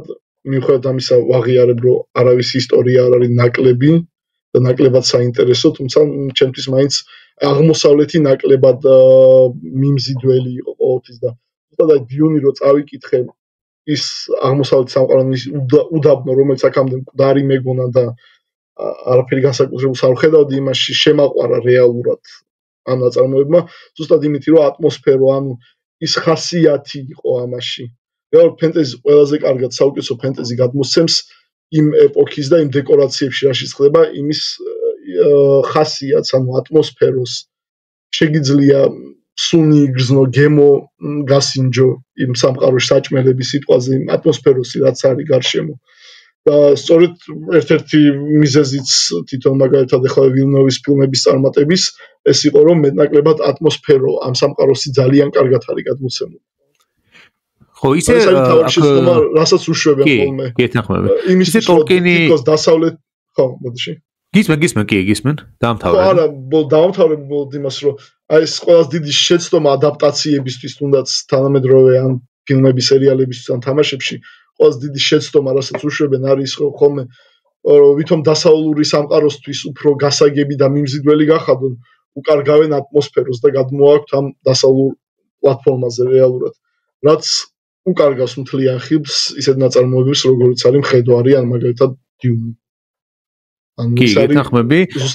ისე იმაზეც რომ თქვა, უცხო არის ამაში მიმხიბვლელი და უნდა აჩვენო და მაყურებელი არ არის სულელი, ის მიიღებს ამას, გაიგებს და შეიყვარებს. იცი უნდა ითქვას რომ ტოლკინის მხრივ, ანუ ტოლკინი ერთ-ერთი საუკეთესოა, ვინც აი ეს თავისი ატმოსფეროს აღწერა და გარემოს აღწერა ძალიან კარგად შეუძლია და ზოგადად მისი ნაწარმოების მთავარი ხიბლი ზუსტად ესაა ხო ტოლკინისაც რომ მან შექმნა სამყარო ფაქტობრივად რომელშიც თითოეულ დეტალს მიაქცია ყურადღება ფაქტობრივად ხო ანუ სამყარო რომელშიც არსებობს ენები და მოუკიდებელი ენები არსებობს დამწერლობები არის რასები რომლებიც მანამდე ესე არავის არ შეუქმნა და დაუწერია ფაქტობრივად გამოიგონა კიდევაც ხო ბევრი გარდა იმისა რომ ნუ აღებულია მითოლოგიიდან რაღაცები ხო? ახალი სული შთაბერა ამ ყველაფერს შექმნა და აქვს რა თქმა უნდა სილმარილიონი კიდევ, რომელშიც არის ამ სამყაროს შექმნა, შესაქმეა ფაქტობრივად. ანუ როგორც ბიბლიური ისაა, მოსეს 5 წიგნი როა პირველი 5. აი ის არის თითქოს ტოლკინისეული შესაქმე რა ამ შემთხვევაში ხო სილმარილიონი. მან ძალიან დიდი ყურადღება დაუთმო ამ სამყაროს შექმნას, არა მარტო იმას, რომ სიუჟეტი იქნებოდა ბეჭდების ზანებელში და როგორ წარიმართა ბეჭდების ომი, არამედ თვითონ აი თითოეულ დეტალს, აი ხესაც კი და ბალახს და ასე შემდეგ აქვს ყურადღება მიქცეული. ანუ ჯერ მარტო თუნდაც რო ავიღოთ ერთი თავი, რომელშიც ფანგორნის ტყეში იმყოფებიან ჰობიტები. აი იქ აი როგორ ვთქვა თითოეული გორაკი, კორდი, სადღაც ქვაროგდია, ხავსიანი, ხე, რომელიღაცა ან ხის მწყემსი, ესენი ენტები და ასე შემდეგ, ეს ყველაფერი როგორ არის გაცოცხლებული. ანუ ეს არის კაცი, რომელსაც ბუნებაც ძალიან უყვარს ამავე დროს, ხო? იმიტომ რომ ძალიან დიდ ყურადღებას აქცევს აი ასეთ დეტალებს, ამ შემთხვევაში ცხოველებს, ფლორას, ფაუნას, საერთოდ დეტალურად აღწერს ამ ყველაფერს, აცოცხლებს ჩვენთვის. ასევე ყურადღებას აქცევს რას, აი თუნდაც ყველაფერი ეზიზღება მას, რაც არის ინდუსტრიული, რაც არის თანამედროვე, რაც ბილწავს იმას, რაც ადრე ხელშეუხებელი და პირველმქმნელი იყო, ხო? თავისთავად აი ამით ძალიან ფასობს ჩემ თვალში ტოლკინი და იმიტომ არის მისი ფენტეზი ასე კარგი წასაკითხი ჩემი აზრით, რომ აი მას მიუყავართ იმ ბუნებრივ გარემოსთან, აი იმასთან, რაც მანამდე იყო, რასაც ადამიანი ჯერ კიდევ არ შეხებია და არ გაუფუჭებია, ასე ვთქვა დედაბიწაზე, ხო? იმიტომ რომ ტოლკინი ძალიან კაცრად აფასებდა ყოველთვის თუნდაც ომებს, თუნდაც აი ამ ინდუსტრიულ დაბინძურებას გარემოსი თუნდაც აი თანამედროვე თავის პერიოდის თანამედროვე პოლიტიკას და მიდგომებს ზოგადად რაც არსებობდა იმ პერიოდში ხო თუნდაც აი ნებისმიერ სამხედრო ინდუსტრიას და ასე შემდეგ ამ ყველაფერს თავის ნაწარმოებებში კარგად გადმოსცემს როგორი უარყოფითი დამოკიდებულება აქვს იმიტომ რომ რაც ჩამოთვალე ამ ყველაფერს ასახავს მორდორი და აი ეს უარყოფითი ძალები რომლებიც იქ იმყოფებიან ხო სარუმანი რომელიც გაბოროტდება და ამის შემდეგ ის ინდუსტრიულ აღშენებლობას იწყებს თუნდაც რა დაემართება მაზრას ანუ შაირს მას შემდეგ რაც იქ სარუმანი ჩავა ხო საბოლოოდ და რო ჩავლენ ჰობიტები და ისინი იტყვიან რომ აქაურობა მორდორზე უარესიაო იმიტომ რომ არა ეს მორდორიაო ფორდო პასუხობს იმიტომ რომ ისიც დაამსგავსეს ამ შემთხვევაში იმას რაც მანამდე იყო იქ მორდორში და იზენგარდში ხო ის რაღაცა ინდუსტრია იქ რაღაცა ბორბლები და რკინები და დენტი და ასე შემდეგ ეს ყველაფერი ძალიან ცუდი ტონად ითვლება და ძალიან ცუდად არის შეფასებული ტოლკინის ნაწარმოებში და შესაბამისად იმ ყველაფრის შესახებ რომ კითხულობ ჰობიტონის შესახებ რომ კითხულობ ის ტყეების შესახებ რომლებიც იქ არის აღწერილი რომ კითხულობ თუნდაც აი ელფების ულამაზესი ქალაქების და ჩანჩქერების და მდინარეების და ასე შემდეგ აი ყველაფერი დაწყრიალებული როა დასუფთავებული როა გაპრიალებული როა მოვლილი როა რაღაცნაირად ხო და თუნდაც ის ბეჭდები რომლებიცაც ელფები ფლობენ ანუ ის თავარი სამი ელფური ბეჭედი რომელიც გამოიყენება იმისთვის რომ ზუსტად აი ეს გარემო ასე იქნა შენარჩუნებული და აყვავდეს კიდევ უფრო ხო ესაა აქვს მას ძალა.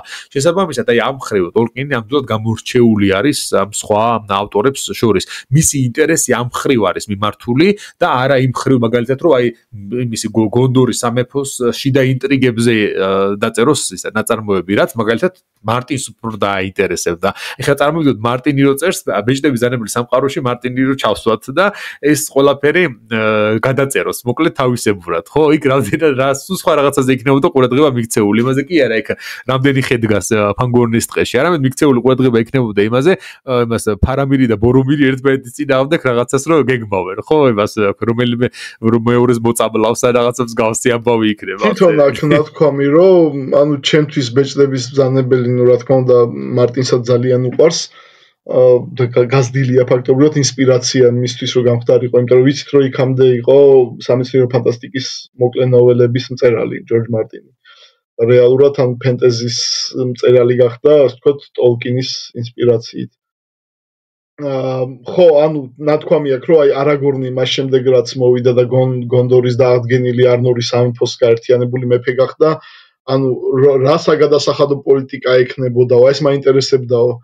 ასე ვთქვათ, როგორ მოაგვარებდა დავებს ორ ასე ვთქვათ ფეოდალურ სახლს შორის, ეს არ არისო ნაჩვენები და ეს არც სჭირდება ტოლკინის სამყაროს ამის ყოველდღიური ისტორიის ჩვენება, იმიტომ რომ როგორც თქვით, ეს არის უფრო მითოლოგიური და გარემომ რა თქმა უნდა იქონია გავლენა. მიუხედავად იმისა, რომ ტოლკინი ამბობს, რომ პირდაპირ არაფერი არ არის გადმოცემული და ესე არ უნდა მიიღოთ ეს რომ ინდუსტრიალიზაცია არის. მაგრამ რა თქმა უნდა პირველი მსოფლიო ომის შემდგომ ინგლისში დაბრუნებული ტოლკინი, რომელმაც ნახა ომით განადგურებული საფრანგეთი, ხო? რეალურად იქ სადაც no man's land-ი რაც იყო, რეალურად ხეც კი აღარ იდგა, ყველაფერი დანგრეული იყო და ყველა ან პირდაპირ მორდორი იყო. და რომ ჩამოვიდა ინგლისში და რომ ნახა ინდუსტრიალიზაცია, საკვამურები და ყველაფერი სმოგი და კვამლით, სწორედ ეს განცდა გაუჩნდა, რა თქმა უნდა, ამ განცდამ დიდი გავლენა იქონია მის ნაწარმოებზე, რომ ეს ასე ვთქვათ, სოფლის ცხოვრება მიდიოდა, ანუ ბუნებასთან სიახლოვეს ადამიანები კარგავდნენ და აქცევდნენ საკუთარ თავს ამ რაღაც ქალაქის რკინის და ასე ვთქვათ, დღევანდელ შეგვიძლია ვთქვათ, რომ ბეტონის პრინციპში რომ შევხედოთ, ტოლკინის იდეაც ის არის, რომ სამყარო ადრე იყო უკეთესი.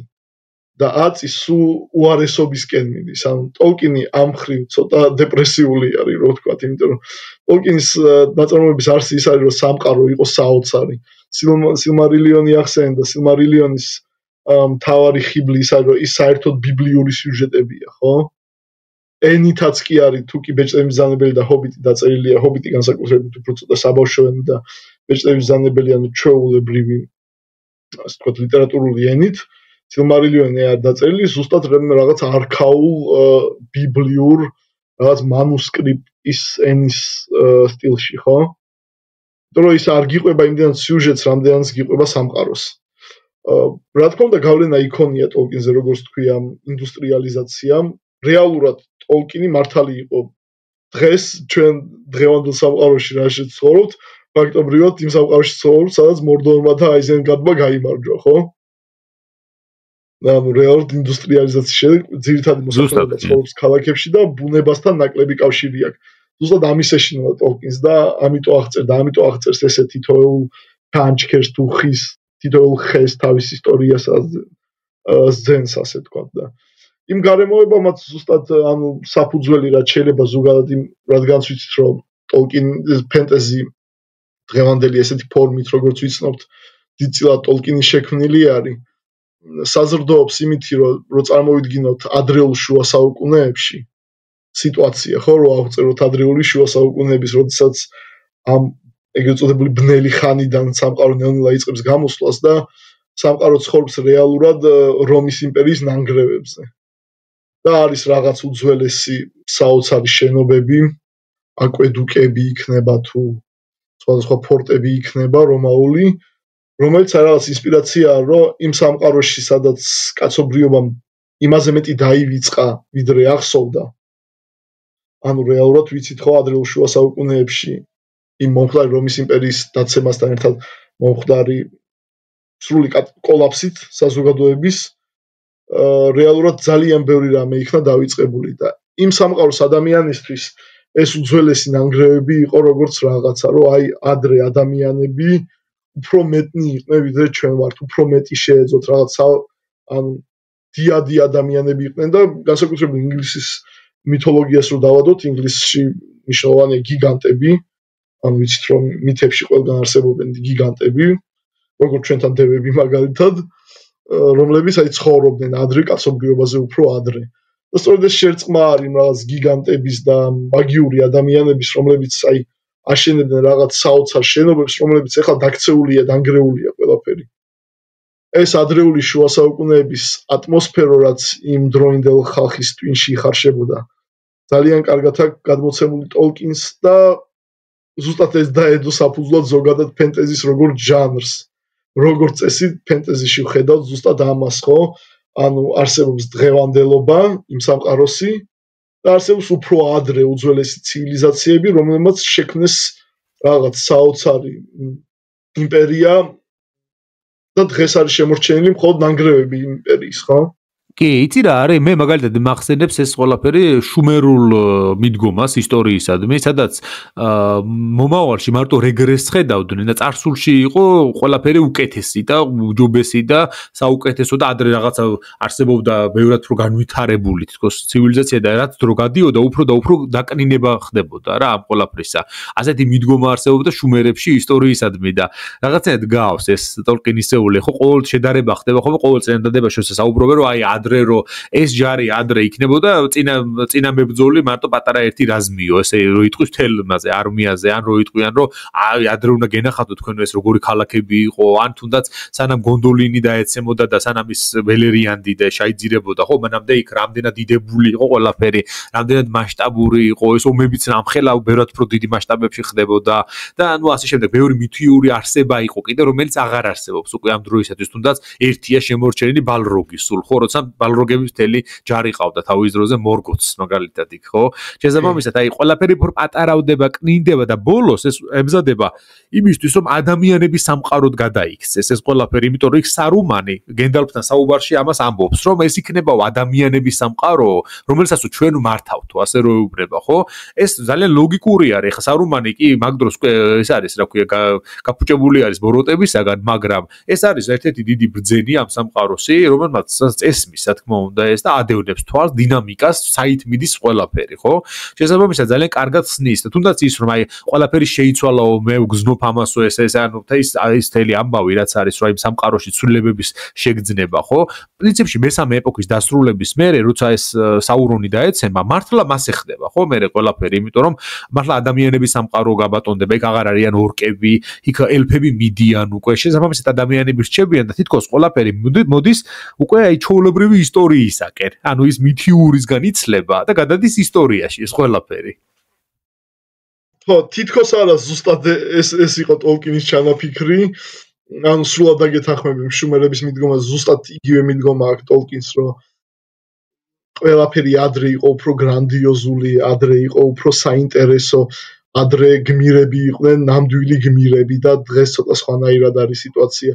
და ზუსტად ეგ არის რომ მეოთხე ეპოქა დიახ ადამიანების ეპოქაა და ტოლკინს თვითონ რაც აქვს ესე ვთქვათ გაფორმებული ისე რომ ეს ხო ნუ მისი ასე ვთქვათ ლეგენდით თვითონ კი არ დაწერა ამან იპოვა ეს წიგნი ეს არის ჰობიტონში ასე ვთქვათ დაწერილი ფროდოს და მერე სემის ჯერ ბილბოს და მერე საბოლოოდ სემის დასრულებული ნაწარმოები რომელმაც უბრალოდ ჯონ რონალდ რუელ ტოლკინმა იპოვა და თარგმნა ანუ ჩანაფიქრიც ზუსტად ეს არის რომ ეს არის ჩვენი წინანდელი ისტორია ის ისტორია რომელიც დავკარგეთ ტოლკინის შემთხვევაში ის ისტორია რომელიც ბრიტანულმა ინგლისელმა ხალხმა დაკარგა ის წინა ეპოსი და მან ასე ვთქვათ მოიგონა ეს დაწერა და გადმოსცა რომ აი ეს იყო ადრე ხდებოდა ასე რეალურად და მიდგომა ესკაპიზმი არის ზოგადად ამას ესკაპიზმს ეძახიან როცა მეორად სამყაროში გაქცევის მცდელობა არის თუმცა ტოლკინი თვითონ ამბობდა რომ არაფერი ანუ ზოგადად თვითონ მე-20 საუკუნის ბოლოს ძალიან უარყოფითი დამოკიდებულება არსებობდა ფენტეზის მიმართ სერიოზული ლიტერატურის მხრიდან რომ ეს არის უბრალოდ გაქცევა ამ არ არის ასე ვთქვათ მაღალი დონის ლიტერატურული ჟანრი და არის უბრალოდ გამოგონილ სამყაროში გაქცევა და რეალობას მოწყვეტა. თუმცა თვითონ ტოლკინი ამბობდა, რომ ამაში რეალურად ცუდი არაფერი არ არის. ანუ ის პირიქით ამდიდრებს შენ შინაგან სამყაროს და მიაწერენ ხოლმე ტოლკინს იმ ფრაზას, საუბრობთ რეალურად არ აქ ნათქვამი, მაგრამ მიეწერება ის ფრაზა, რომ როდესაც შენ თუ ომში ტყვედ ჩავარდი, განა არ გინდა რომ გაიქცეო, ანუ გაქცევაში ცუდი არაფერი არის, თუ კი შენ ამ რეალობის ფარგლებში ცხოვრობ, რომელიც ნაკლებად საინტერესო არის. გაქცევა სამყაროში, რომელიც აი ჯადოსნური არის და მრავალმხრივი არის, მრავალწახნაგოვანი არის, არ გავს ყოველდღიურობას, რეალურად შენთვის შვება შეიძლება იყოს. და თუ დავუკვირდებით ფენტეზის ძირითადად ფენტეზის მოყვარული ხალხი არის ისტორიის მოყვარული ხალხი. ანუ ფენტეზის დღეს კითხულობს ძირითადად ის ხალხი, ვინც ბავშვობაში როდესაც წაიკითხა ისტორიას და დაიწყო პირველად ისტორიასთან გაცნობა, მისთვის საინტერესო იყო და ფიქრობდა იმაზე, თუ რა იყო წარსულში, როგორი იყვნენ წარსულის ადამიანები. როგორი იყო წარსულის ცხოვრება, ანუ იმ გადასულ დახურულ ეპოქაზე, ვისაც აქვს უჩნდება სენტიმენტები, რეალურად ის ხალხი ვართ შემდგომში ფენტეზის მკითხველები, ხო? კი, ნამდვილად. ანუ ეს პირდაპირ კავშირში არის. მარტინი ცოტა დაგვეჩაგდა სხვათა შორის. ხო, მოდი ახლა მარტინზე გადავიდეთ უფრო. ერთ სიტყვი მარტო ანუ ამ შემთხვევაში შედარებისთვის კიდევ რომ საპკოვსკის მე განვასხვავებ უფრო მარტინისგან და ტოლკინისგან კიდევ ერთი რამით, რომ საპკოვსკის ნაწარმოებები მაინც ერთი ინდივიდის გარშემო ტრიალებს უფრო მეტად. ანუ გერალტი არის, როგორ ვთქვათ, აი როგორ დათათუთაშხია არის რა. ხო და ხო და იმის გარშემოა ყველაფერი აგებული იმაზე ტრე მიუხედავად იმისა რომ ცირი შემოდის მე პერსონაჟად და ცირიც არის იქ ნუ ცირის გარშემოა რაღაც ბევრი რაღაცები ხდება მაინც გერალტია მთავარი ამ შემთხვევაში აქ მასია აგებული და აი განსხვავებით ამისგან იგივე ჯორჯ მარტინთან უამრავი მთავარი გმირი არის რომლებიც აი აბსოლუტურად ვერ გამორიცხავ რომ გინდა ჯონ სნოუ რო აიღო გინდაც დეინერისი რომ აიღო ან თუნდაც სტარკების საგვარეულოს წარმომადგენელი უფრო ამ შემთხვევაში იცი რა ბევრი სიუჟეტური ხაზია რომელშიც ყველა არის თითქოს დამოუკიდებელი ნაწარმოების მთავარი გმირი და აი აქ არის ერთი პერსონაჟის გარშემო აგებული ყველაფერს და აქ არის მთავარი რა თქმა უნდა თვითონ ხედვარი ანუ ვიჩერი ის გერალტი და ტოლკინთანაც ესეა ტოლკინთანაც არ არის აგებული ეს ყველაფერი იმაზე რომ ერთი გმირის ამბავი იყოს ეს ყველაფერი არამედ არის სამყარო რომელშიც აი ეს რაღაცა ხდება და იქ ბევრი სხვადასხვა გმირები არიან ანუ მთელი ეპოსი არის ამ ხრივ ამიტომაც მე ვფიქრობ რომ ესეც ერთ-ერთი მთავარი სხვაობა არის ამ ნაწარმოებებს შორის რომ ეს კონცენტრირებული არის ინდივიდზე და ისინი უფრო განზოგადებული არის შედარებით. ხო, ну როგორც თქვით, საუკეთესო ავტორებს ფენტეზის ჟანრში ნაპოვნი აქვს თავისი ნიშა. თუკი ტოლკინი შეიძლება თქვათ, რომ ამადამფუძნებელი არის, ტოლკინს გამოუჩნდა ძალიან ბევრი მიმდევარი, რომლებიც ვერ მიხვდნენ თვითონ, ანუ არსი რა იყო და უბრალოდ სიუჟეტებს იმეორებდნენ. რეალურად ან მარტინს განსხვავება ის არის, რომ პერსონაჟებზე გააკეთა მეტწილად აქცენტი, ანუ აი ამ ინტრიგებზე შუა საუკუნეებში არსებულ ამ დიდ სახლებს შორის ბრძოლებზე ერთმანეთის დაპირისპირებებზე და თვითონ მარტინს აქ ნათქვამი რომ ჩემთვის თავარი ინტერესია ადამიანის გული კონფლიქტში საკუთარ თავთან, ხო? ანუ ადამიანის შინაგანი კონფლიქტები არის მისთვის საინტერესო. საპკოვსკის მხრივ კი უნდა ვთქვათ რომ ტოლკინი რა თქმა უნდა არ იყო პროფესიონალი მწერალი თავიდან, როგორც თქვით, ლინგვისტი არის, მეცნიერია, პროფესორია, მაგრამ ენების განხრით საპკოვსკიც არ იყო თავიდანვე პროფესიონალი მწერალი. ხო, რაღაც მენეჯერი იყო რაღაც კომპანიის ეგონი. ხო, და რაღაც ამ ლიტერატურულ კონკურსში მიიღო მონაწილეობა, სადაც დაწერა მოთხრობა მოხეტიალე ხედვარზე. მარტინი განსხვავდება იმით, რომ მარტინი თავიდანვე პროფესიონალი მწერალი არის. ანუ ის რომ ერთ-ერთი თავარი რაც მოსმენილი მაქვს ინტერვიუები და ერთ-ერთი ზუსტად იმას არ მახსოვს მგონი პატრიკ როთფუსი ამბობდა მაგას რომ ესეც ერთ-ერთი დაუმთავრებელი ცნობილი ფენტეზის ციკლი არის მეფის მკვლელის ქრონიკები როთფუსის პროფესიონალი მწერალია თუმცა მარტინზე უფრო ზარმაცი და მარტინზე უფრო პასუხისგებლო იმიტომ რომ მესამე წიგნს ველოდებით იქაც წლებია უკვე 10 წელზე მეტია და ის ამბობს რომ როცა იწყებთ წერას ანუ დაიწყეთ ერთ პერსონაჟზე ამ ხრივ საპკოვსკიმ ძალიან სწორად გააკეთა რომ სწორედ არ განავრცო პერსონაჟები და მისთვის მთავარი პერსონაჟი არის მაინც მხედვარი. იმიტომ რომ შეუძლებელია, მარტინს აქვს 200 პერსონაჟი აქვს, მაგრამ ის პროფესიონალი მწერალია, ის იქამდე წერდა ჯერ სამეცნიერო ფანტასტიკის ჟანრში, ვიცით რომ ჰოლივუდში მოღვაწეობდა და სცენარისტი იყო მარტინი, ამიტომ მისთვის რეალურად სუფთა ეს როგორც პროფესიონალური თვისება, ამასაც ჭირდება ძალიან დიდი მწერლის, ასე ვთქვათ, პროფესიონალიზმი, რომ აღწერო ამდენი პერსონაჟი. ამიტომ რამდენიც მარტინისთვის პერსონაჟები იყო საინტერესო, ყველაზე ახლოს ისტორიის ფაქტობრივ ისტორიასთან არის მარტინი, ხო, რეალურად. სადაც პირდაპირ ისტორიული მოვლენები არის გადმოტანილი. არა მხოლოდ ხასიათი, არამედ ისტორიული მოვლენების პირდაპირ პარალელები არის, ხო? აი, რამდენიმე დავასახელოთ, აი, რომელი ისტორიულ მოვლენებზე გვაქვს საუბარი აქ. მთლიანად ომი დაპირისპირება ლანისტერებსა და სტარკებს შორის არის ინგლისის ვარდების ომი, ხო? პერსონაჟები არიან მთლიანად გადმოტანილები თავისი ხასიათით. თუნდაც ვისაუბრეთ ამაზე წინა პოდკასტში, სადაც მე შენ და ბექა ვიყავით, რომ თუნდაც ტირიონი არის პირდაპირ რიჩარდ მესამე არის აღებული, ხო? კი. ტიპაჟი არის, კი, კუზიანია იქაც რიჩარდ მესამე, ხო, შექსპირთან და იქიდან არის. ფიზიკურად არის, რაინდობისთვის ვერ გამოდგება და ამიტომ არის ცოტა სხვანაირი და ხალხის დამოკიდე, რეალური რიჩარდ მესამე არ არის. ტირიონი არის ისეთი რიჩარდ მესამე, როგორიც შექსპირმა აღწერა და შექსპირის რიჩარდ მესამეა, ხო? კი, არა ისტორიული. თუმცა ისტორიული პერსონაჟებიც, თითქმის ყველა, თუნდაც სერსეი არის, მარგარეტ ანჟუელი და ძალიან უცლად შეიძლება ყველა პერსონაჟს ყავს რეალური პროტოტიპი. თუმცა ეს საერთოდ არ აკნინებს ამ მარტინის ნაწარმოებს, იმიტომ რომ მარტინის მთავარი მიზანი არის ზუსტად პერსონაჟების გადმოცემა. მარტინის სამყაროში თუ დაუკვირდებით, მაგია უკვე მკვდარი არის. თუკი ტოლკინის სამყაროში ის ძველი სამყარო, საოცარი მაგიური სამყარო, რომელიც არსებობდა სილმარილიონში, ბეჭდების ბრძანებლის ეპოქისთვის უკვე მესამე ეპოქის მიწურულს ხდება და მეოთხე ეპოქა ხდება მთლიანად ადამიანების ეპოქა. მარტინთან ზუსტად ის მოცემულობა გვაქვს, რომ ვიღებთ უკვე ადამიანების ეპოქაა დამდგარი. ამის შემდგომი არის, უკვე მაგია არ არსებობს რეალურად იმ მომენტისთვის. და წიგნის დაწყებიდან ხდება ის, რომ მაგია იღვიძებს ნელ-ნელა. პირიქით მიდის პროცესი.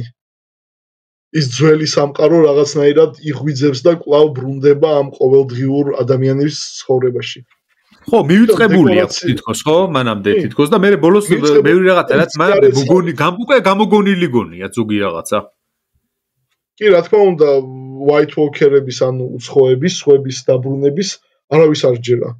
თვით ტირიონსაც კი, რომელიც ყველაზე ჭკვიანი ადამიანია ამ ნაწარმოებებში, რეალურად სასაცილოდაც არ ეჩვენებათ, რაღაც ზღაპრებს იგონებთ თქვენ რა. ხო, იმიტომ რომ რაციონალურად მსჯელობს, ხო, იმ არგუმენტების მიხედვით, რაც შეიძლება გქონდეს და აი მომენტში ეგეთი თითქოს აი ისე იყო მივიწყებული უკვე, რომ არანაირი მტკიცებულება არ არსებობდა იმ მომენტში, რომ ეგ იყო, ხო, არსებობდა და მე გამოჩნდა ნელ-ნელა. კი, ეს ყველაფერი უკვე გადასულია რაღაცა მოხუცინენის ზღაპრების კატეგორიაში. რაც რომ დაუკვირდეთ ახლა ვისაც წიგნები აქვს წაკითხული, სერიალ Game of Thrones-ში ნაკლებად ჩანს მოხუცინენი, ეპიზოდურად ჩანს რაღაც მომენტში უბრალოდ ბრანს რო უზის სამ ბრანი ომაში არის. რეალურად იქ მოხუცინენის ისტორიები აი ზუსტად ესეთი ზღაპრები არის. თუმცა რასაც დაუკვირდებით, თითქმის ყველა ახდა ერთის გარდა. თითქმის ყველა მოხუცინენის ზღაპრები ეფუძნება რაღაც რეალობას. ტოლკინის სამყაროში საოცარი კიდე ის არის, რომ შენ არ გიყვებიან პრეისტორიას. განსხვავება და თავისებური ხიბლი ის არის, რომ მარტინის სამყაროში, ხო? ხო, უკაცრავად, ხო, მარტინის სამყაროში. ტოლკინის სამყაროში თუ კი შენ აი კოცონთან საღამოს ზიხარ და გიყვებიან, რომ ეს ძველი ქვა, რომელიც აი აქ ახლა დევს ჩვენთან, რეალურად გადმოტანილია უძველესი ციხესიმაგრიდან, რომელიც პირველ ეპოქაში და გიყვებიან ამ მთელ ისტორიას, გარდასულ დღეთა გმირობებზე, პირობითად. მარტინის სამყაროში ესე მონოლოგის ჟანრში არავინ არ გიყვება არაფერს. ყველაზე საინტერესო ის არის, რომ განაწილებულია სიუჟეტი რეალურად შენ გამოდიხარ როგორც ისტორიული დეტექტივი. ანუ რომელიც უნდა ჩაეძიოს და სხვადასხვა ასე ვთქვათ ადამიანის მონაყოლიდან, სხვადასხვა ლეგენდებიდან ამოკრიბოს ის მონაცემები, შეადაროს, კვლევა ჩაატაროს რეალურად და მიხვდეს რეალურად რა მოხდა. ხო, მორის დრუონის დაწყევლილი მეფეებისგან არის ინსპირირებული გარკვეულწილად, ხო? კი, რა თქმა უნდა.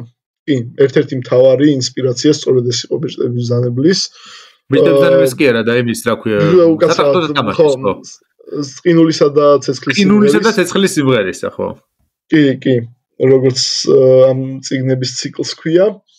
და სწორედ ეს არის, რომ რეალობას აღწერს, რომელშიც მაგია ბრუნდება, თუმცა თუ ვივარაუდებთ საითკენ მიდის სიუჟეტი და როგორ ვითარდება, სავარაუდოდ ეს მაგია კვლავ წავა ამ სამყაროდან, ანუ ჩვენ არ მივიღებთ მარტინის სამყაროში, თუ კი ოდესმე დაასრულა. არ მივიღებთ იმას, რაც იყო ტოლკინის პრეისტორია. ანუ არ მივიღებთ მაგიით და საოცრებებით გაჯერებულ სამყაროს. სავარაუდოდ ეს მაგია წავა, უბრალოდ დარჩება რაღაცა კვალი. ან ზუსტად მე მგონია, რომ როგორც მიუხედავად კატასტროფული ფინალისა სერიალის დაახლოებით სიუჟეტები იგივე არის ჩაფიქრებული, რა თქმა უნდა და სიტყვას დრაკონების სამყარო არ დაბრუნდება, მაგრამ იქნება ერთი დრაკონი, რომელიც დროგონი, ხო? რომელიც სადღაც არის და იციან, რომ მაგია არსებობს. თუმცა ის ყოველდღიურობიდან მაინც წასული არის. კი, ნამდვილად. მიზანი რაც არის მარტინის პირველ რიგში პერსონაჟები არის მიზანი და გადმოცემა ამ პერსონაჟების კონფლიქტის. იმ საინტერესო დეკორაციებში, ისტორიულ დეკორაციებში, რაც არის რეალურად შუა საუკუნეები და უფრო გვიანდელი, ანუ ამ შუა რაინდების შემოდგომისკენ წასული სამყარო არის, ხო, მარტინის სამყარო. სადაც უკვე რაინდობა აღარ არის ის რაინდობა, რაინდული კოდექსი აღარ მოქმედებს, ხო, ეს პირდაპირ ჰაუნდს, სანდორ კლიგანს თუ მოусმენთ, ძალიან ვრცელი პასაჟები აქვს იმაზე, რომ ეს რაინდობა ყველაფერი ტყვილი არის და რეალურად კვლელი არის უბრალოდ რაინდი და არანაირი ღირსება და ის არ გააჩნია. სხვათა შორის იგივე თუ გახსენდება კი, საპკოვსკისთანაც არის ზუსტად იგივე აზრი მაგასთან დაკავშირებით, იმიტომ რომ იქ გახსოვს ერთი რაინდი არის ეიკ დენისლელი, რომელიც დრაკონზე სანადიროდ არის გამოსული, ხო, დრაკონის მოსაკლავად რომ მიდის მთელი პროცესია. ხო, იქ კი. ბედისიერის ნახვის პირველ მოთხრობაში და ის არის, აი დაცინვის საგანიც არის გარკვეულწილად სხვებისაგან, რომ ისო რაინდის იმას მისდევსო წესრეულებებს და კოდექსს და აი ეს რაღაცა რაინდული საქციელები რო აქვს მოკლედ და რაინდული კოდექსის მიხედვით ცხოვრობს და ეს ხები დაცინვით უყურებენ მაგ ყველაფერს უკვე, იმიტომ რომ ეს არის სამყარო, რომელშიც ეგ ყველაფერი კარგად იციან, რომ ფარსი არის, ხო? და ის არის იდეალისტი, ამ შემთხვევაში ისე იკი, გარკვეულწილად, რომელიც აი ხებისთვის ცოტა ესე აი არაბუნებრივად აღიქმება უკვე. შესაბამისად, იქაც ეს პერიოდი დგას უკვე, რაინდობის მიწურულია. დონკიხოტური პერსონაჟი არის, რომელიც სასაცილოდ არ ყოფნის თანამედროვე, ანუ თუ კი შეიძლება ესე ვთქვათ, ისტორიულ ასე ვთქვათ, ეპოქებში ჩავსვათ, ხო? ეს სამი ნაწარმოები, მოდი ესე დავალაგოთ ტაიმლაინზე, ასე ვთქვათ, ის დროში, რომ ადგილი მიუჩინოთ, ტოლკინი და ბეჭდების ბრძანებელი არის უფრო ადრეული შუა საუკუნეები, მარტინი და ყინულისა და ცეცხლის სიმღერა არის რეალურად გარდამავალი პერიოდი მაღალი შუა საუკუნეებიდან, ანუ შუა საუკუნეებიდან გვიანდელ შუა საუკუნეებში და ახალი ეპოქისკენ. და საპკოვსკი არის ზუსტად ეს გვიანდელი შუა საუკუნეები ახალი ეპოქა უკვე. ხო, მე-15-მე-16-ია რა. კი. სადაც უკვე რომელშიც თოპი არ არის, როგორც თოპი არ არის. ხო, მაგრამ თოპები არ არის. ხო, ანუ ეგ ფენტეზისთვის ზოგადად ძალიან ისეთი თითქოს აცრილია ფენტეზი დენცზე და შესასვლელი არაღზე. თუმცა ვიცით, რომ ბეჭდების ბრძანებელში მაგალითად არის დენთისნაირი. ფაქტობრივად დენთი არის ის, რითიც სარუმანი ააფეთქებს ჰელმის ხრამის კედელს, ხო? კი, ამ კედელს ეს რეალურად დენთია, ახალი იარაღია, რაღაცა, რაც ისეთივე მგონი წინა პოდკასტშიც ვისაუბრა მაგაზე ბექამ, ისეთივე გაოცებას იწვევს იმ ხალხში, რასაც გამოიწვევდა პირველად დენთის გამოჩენა. რაც აუცილებლად რაც ამ ხელა ძალა აქვს. თუმცა მე მიყვარს იმაში, ფილმში მიყვარს ძალიან ეგ მომენტი რა, მაგრად არის გაკეთებული მეორე ნაწილში, როცა ეს ეტყვის, ის თეოდენი რო ამბობს, სულ ეს შეგიძლიაო სარუმან და ამ დროს რო ისინი დენთს დაუდებენ იმაში და ააფეთქებენ. და საოცარიან თვითონ მსახიობის ბრაიან ჰილის სახეზე ჩანს, აი ეს შოკი სრული და გაოცება, რომ რაღაცა მოხდა, რამაც ამხელა ძალა იქონია, რომ კედელი დაანგრია, აფეთქა. ეს წარმოუდგენელია იმ ეპოქის ხალხისთვის. და ხედავარზე კიდევ იმას ვიტყოდი, რომ ხო, ან ბოლოსკენ, ან ციკლის ბოლოსკენ, იქ საერთოდ არის პასაჟი, სადაც თითქოს ისტორიულ ანუ ეს ბოლო ბრძოლა, ასე ვთქვათ, ჩრდილოეთის სამეფოებსა და ნილგარდს შორის აღწერილია, უკვე გადმოცემულია რაღაც როგორც სწავლობენ მოსწავლეები სკოლაში, ხო? ანუ პასაჟი გადადის საერთოდ თანამედროვეობაში გადადის. და ცირის ერთ-ერთი მოგზაურობის დროს, როდესაც ის სამყაროებში და დროში მოგზაურობს, ხდება რაღაც მეორე მსოფლიო ომის დროინდელ საფრანგეთში რეალურად. ანუ ამიტომ ბრო ის ძალიან თანამედროვეობისკენ ის ძალიან ახლოს არის ჩვენ ეპოქასთან უკვე. მიუხედავად იმისა, რომ მე-15-მე-16 საუკუნეებია თვითონ სიუჟეტი, ხასიათი თვითონ მიდის უკვე სამყარო იქითკენ და ბოლო წიგნებში განსაკუთრებით უკვე თითქმის ჩვენ თანამედროვეობა არის აღწერილი. კი, სხვათა შორის აი მე ხა დასასრულისკენ წავიყვანოთ შედარებით,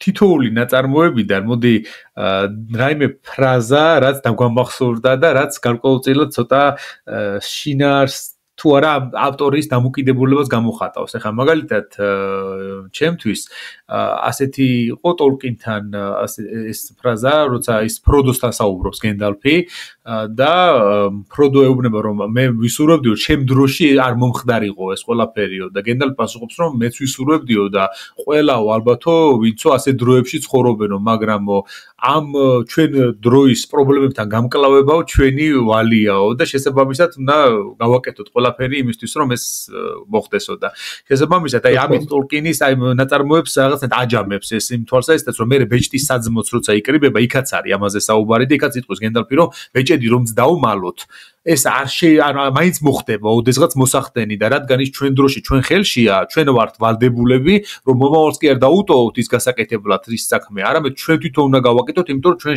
ხელგვეწიფება ახლა ამის გაკეთება და მე არის ეს ცოტა ძალიან გმირული ესაა, ხო, გარკვეულწილად რაღაცნაირად აი გმირის ამბავი არის თლიანობაში ეს ყველაფერი, რომელმაც უნდა აი ეს დიდი ის გადალახოს რაღაცა, რა დროსაც რა თქმა უნდა ჩდება ცდუნება, რომ მოდი ხო არ დავმალოთ ეს, მოდი ხო არ გავგზავნოთ, მოდი ეს ხო არ გავაკეთოთ და ამ დროს იღებს ყველაზე სასუწარკვეთილი და განწირულ და ამავე დროს ყველაზე გმირულ რაღაცას გადაწყვეტენ, ხო, რომ წაიღონ პირდაპირ მტრის ქვეყანის შუაგულში შევიდეთ და იქ გაანადგურონ ეს ბეჭედი, სადაც ამის განადგურება შეიძლება, რაც ერთი მხრივ ყველაზე მოულოდნელი აღმოჩნდება ამავე დროს მისთვის, იმიტომ რომ მას არ წარმოუდგენია, ხო, რომ ეს ბეჭედი ოდესმე ვინმე გაანადგურებს მას, იმიტომ რომ ყველა ძალაუფლების წყურვილი, ყველას კლავს ფაქტობრივად, იმიტომ რომ აი ბეჭდების ზანებელის ამბავი არის ფაქტობრივად აი ადამიანისა და ძალაუფლების სიყვარული ერთად, ხო? იმიტომ რომ ეს ბეჭედი ყველა ადამიანს, ვინცაც არ უნდა ჩაუვარდეს ხელში, აი ფაქტობრივად მოუწოდებს თვითონ იმ აზრს შთააგონებს, რომ მას ყველაფერი შეუძლია, მან უნდა გააკეთოს, ეს უნდა გახდეს რაღაცა ბრძანებელი ამ შემთხვევაში, ხო? და ყველას აჯილდოებს იმ შესაბამისი ძალით, როგორიც მას შეესაბამება გარკვეულწილად თავის შესაბამის ძალით და აი ესა კარგად გადმოსცემს ჩემი აზრით ტოლკინის აი ეს დიალოგი. მინდოდა ამაზე საუბარი ძალიან კარგი პასაჟი შემოიტანე, ამას ბევრჯერ მაქვს ნაფიქრი, ზოგადად ანუ ყველა ნაწარმოებზე ვთქვათ, მაგრამ ტოლკინის ნაწარმოებში ძალიან კარგად ჩანს ფენტეზის არსი ჩემი აზრით, ანუ ის დედააზრი რაც არის და რაც მე მაგალითად ჩემთვის გამოვიტანე, ზუსტად ეს არის და ძალიან საინტერესოა, რომ ხო სიმბოლიზმი როგორც აღნიშნე ტოლკინს ძალიან არ უყვარდა, თუმცა ბეჭედი აშკარად განასახიერებს ძალაუფლებას, ძალაუფლებისკენ სწრაფო არის და თუ კი მაგალითად გენდალფი თვითონვე ამბობს, რომ მე ეს ბეჭედი რო ავიღო, ეხლა უკეთესის გაკეთებისკენ სურვილით შეიძლება საშინელები გავაკეთო და რეალურად თუ კი ავიღებთ, რომ აი ის ვინც ბეჭედს ანადგურებს რეალურად ჰობიტი, იმიტომ რომ ჰობიტი არის ყველაზე ნაკლებად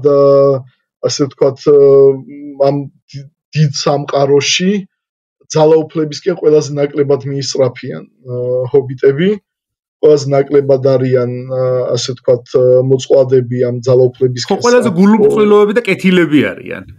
კი, და არ აინტერესებთ მათ ეს საერთოდ ეს რაღაც დიდი სამყაროს უნდათ რომ რეალურად თუ გახსენდება ჰობიტის დასასრულს პასაჟს ვიტყოდი უბრალოდ ბოდიში სანამ დავასრულებთ ეს მინდოდა რომ მეთქვა ანუ რაც არის რეალურად თუ დაუკვირდეთ ბეჭედს რაც არის ყველაზე კარგად ტოლკინს გადმოტანილი ხო ან თუნდაც გალადრიელს ან გენდალს რო აეღოთ ბეჭედი, შეიძლება მათ დაემარცხებინათ საურონი, მაგრამ გახდებოდნენ უარესი, უფრო ძლიერი და უფრო უარესი ვიდრე საურონი, ხო, არანაკლები საფრთხე. ამიტომ ტოლკინთან რაც არის მთავარი პასაჟი, რაც შეგვიძლია დღევანდელობაზე გადავიტანოთ სხვათა შორის, ანუ ზუსტად მაგას გულისხმობდა ტოლკინი, რომ სიმბოლოები არაფერი არ დაინახოთ, მაგრამ შეგვიძლია ძალიან კარგად მიუსადაგოთ რაღაც მოვლენებს. ბეჭდების დამების აზრი, ჩემი აზრით არის ის, რომ ბოროტებას შენ ვერ დაამარცხებ. ისაც არის ბოროტება, თუ კი არსებობს ბოროტება ამ სამყაროში და არაერთხელ გვინახავს ეს თუნდაც მეორე მსოფლიო ომის დროს და თუნდაც ბოლო დროს მოვლენებში, ანუ ის ომის უბედურება და ის ბოროტება, რასაც შენ ფიზიკურად ვერ გაუმკლავდები, შენ ვერ დაამარცხე ბოროტება, შენ ბოროტება რო დაამარცხო מחვილით. შენ უნდა გახდე ზუსტად ამ ბოროტების ნაირი. ანუ ეს საურონი უნდა გახდე, შენ რო საურონი დაამარცხო. რა არის ტოლკინის იდეა და ჩემი აზრით ზოგადად ფენტეზის იდეა და რატო გვიყვარს ასე ძალიან. ტოლკინის იდეა არის, რომ შენ ბოროტებას ვერ დაამარცხებ, შენ მხოლოდ შეგიძლია წინააღმდეგობა გაწიო. თუნდაც იმედიც არ ქონდეს გამარჯვების, ბოლომდე უნდა შეეწინააღმდეგო უსამართლობას, ბოლომდე უნდა შეებრძოლო ბოროტებას. საბოლოოდ ბოროტება მაინც საკუთარ თავს დაამარცხებს. ის შეჭამს საკუთარ თავს. ტოლკინთან აქ ქრისტიანული პასაჟებით ისიც არის, რომ ნუ ამაში ყველაფერში ილუატარის გზები შეუცნობელნი არიან და ილუატარის რეალურად ილუატარის მოხდენილია შემდგომში ბეჭედი ნადგურდება შეცდომით, ხო, ანუ შემთხვევით ნადგურდება. კი. საბოლოოდ ბოროტება მაინც მიიყვანს საკუთარ თავს იქამდე, რომ ის დაამარცხებს. შენ რა შეგიძლია როგორც ჩვეულებრივმა ადამიანმა გააკეთო? არ დაუძახო ბაბაია ბოროტებას პირობითად რა. არ შეეგუო, არ დაუხარო თავი, შეგიძლია მხოლოდ წინააღმდეგობა გაწიო. იქამდე სანამდეც შეგწევ ძალიან ბოლომდე. თუ გახსოვს, აი თორინის ბოლო სიტყვები ბილბოს რო ელაპარაკება, იქ ესეთ რამეს ეუბნება, რომ უფრო მეტი ადამიანი რომ აფასებდესო. ხო, საკუთარ სახლსო ოქროზე მეტათო, სამყარო ბევრად უფრო ბედნიერი იქნებოდაო, ხო? რაც გარკვეულწილად გამოხატავს კი, თვითონ ჰობიტის ბუნებას გამოხატავს იმ რასის ბუნებას, რომელიც საბოლოო ჯამში აღმოჩნდება მხსნელი ამ სამყაროსთვის. ანუ სიკეთის და რაღაც უბრალოების ნიშანი, ხო? სხვათა შორის ძალიან ახლოს არის ჩვენთან ის, რომ ჰობიტები არიან ისეთი პერსონაჟები და ტოლკინსაც ამს რომ ინგლისელებს ადარებდა ეს თავის მეზობლებს, რომელიც უყვართ უბრალოდ ანუ ბაღი საკუთარ ბაღში რაღაცის გაზდა, ეს არის მათი კარგი გარემო, ანუ ჰობიტონის შაირის ცენტრი არის სავარძელში წიგნის კითხვა და ხო და სადღესასწაულო ანუ თავარი ღირსშესანიშნაობა ჰობიტონის არის სადღესასწაულო ხე, სადაც დღესასწაულები იმართება და ნადიმები და გემრიალზე აკეთებული საჭმელები და აბოლებენ ყალიონს ასე ვთქვათ. ანუ ეს უშფოთველი ცხოვრება არის იდეალი ტოლკინისთვის. რაც შეეხება ალბათ ხო ჩემთვის ფლიანობაში ტოლკინს ყველაზე კარგად, ანუ ეხლა პირდაპირ ვერ გადმოცემ, მაგრამ ვინსაც აკითხული აქვს და შეუძლია დაგულოს, ან დურინის სიმღერა არის, ეს სიმღერა ტოლკინს ვიცი, ძირითადად ყოველ გვერდზე გვხვდება სიმღერები, ეს სხვათა შორის ძალიან კარგად გავს საგებს. იქ სადაც ნებისმიერ მომენტში პერსონაჟმა შეიძლება უცებ რაღაც სიმღერა დაიმღეროს გარდასულ დღეებზე. და დიურინის სიმღერას თუ კი წაიკითხავთ ტექსტს, ანუ ყველაზე კარგად გადმოსცემს იმას, რომ ყველაზე გონდოლინის და ნარგოთრონდის ციხესიმაგრეები და ქალაქები, რომლებიც ახლა წარსული ეპოქა არის და სიმღერა იწყება იმით, რომ სამყარო იყო ახალგაზრდა და მთები იყო მწვანე და მთავრდება იმით, რომ სამყარო არის უკვე შესული დეკადანსის პერიოდში, მთები არის ნაცრისფერი ან სამყარო კვდება რეალურად ტოლკინის სამყაროში და ეს გარემოს თვითონ გადმოსცემს ყველაზე კარგად ეს სიმღერა. და აღწერილია გნომების პირველი მეფის დიურინის პერიოდი. ნამდვილად. მე საპკოვსკიდან გავიხსენებდი ამ ფრაზას, რომელიც თვითონ გერალტის ბუნებას გადმოსცემს და შესაბამისად გერალტი თავის მხრივ არის მთავარი ფიგურა ამ ნაწარმოებისა და მის გარშემო მოტრიალებს. ასე რომ მაინც ამას ვთხოვდი, რომ ის ამბობს, რომ ადამიანებსო უყვართო მონსტრების და საშინელებების გამოგონებაო, რომ თვითონ ნაკლებად მონსტრები გამოჩნდნენ, ამის შემდეგო და რაც გერალტის ხასიათის და დამოკიდებულების აი ყველაზე ზუსტი ასახვა არის, რაც კი შეიძლება იყოს და ეს სხვადასხვა მე კარგად დაიჭირეს თამაშებშიც CD Projekt Red-მა, რომელიც აი მესამე თამაშის ტრეილერი ვისაც გაქვთ ნანახი, მიხვდებით რომ აი ამის გარკვეულწილად ამის გადმოცემა არის იქ უკვე ეკრანზე ამ ფრაზისა. კი, რეალურად საპკოვსკის სამყაროში მთავარი მონსტრები არიან ადამიანები. სწორედ იმიტომ ამ ცინიკური სამყაროს ჩემთვის ერთ-ერთი რაც ანუ მაგ ხასიათს გადმოსცემს ნილფგარდის დაპყრობის პერიოდია და ნუ თავიდან ის არის რომ ვითომ შემოდიან როგორც იმას მოსახლეობას ხელი არ ახლავთ, მე კი ვიცით რა ამბებს დაატრიალებენ, მაგრამ ნუ თავიდან ეს არის ესე ვთქვათ სამხედრო ხელმძღვანელობის პირდაპირ დავალება ოფიცრებს რა ავალებენ რა ასე ვთქვათ საქონელი არ გაიტაცოთ, ქალებზე არ იძალადოთ, ანუ მოსახლეობას არაფერი არ წაართვათ, მოიქეცით ასე ვთქვათ და მე ეს ოფიცრები როგორ გადმოსცემენ თავის ჯარისკაცებს. კი. ანუ ჩუმად იძალადეთ, ხელმძღვანელობამ რომ არ გაიგოს ისე ქენით ყველაფერი, ანუ არ უშლიან მხოლოდ იმათა რომ არ მივიდეს ხმა. ანუ ეს კარგად ასახავს ძალიან ამ საპკოვსკის ცინიკურ და ნუ ასე ვთქვათ ბრუტალურ სამყაროს.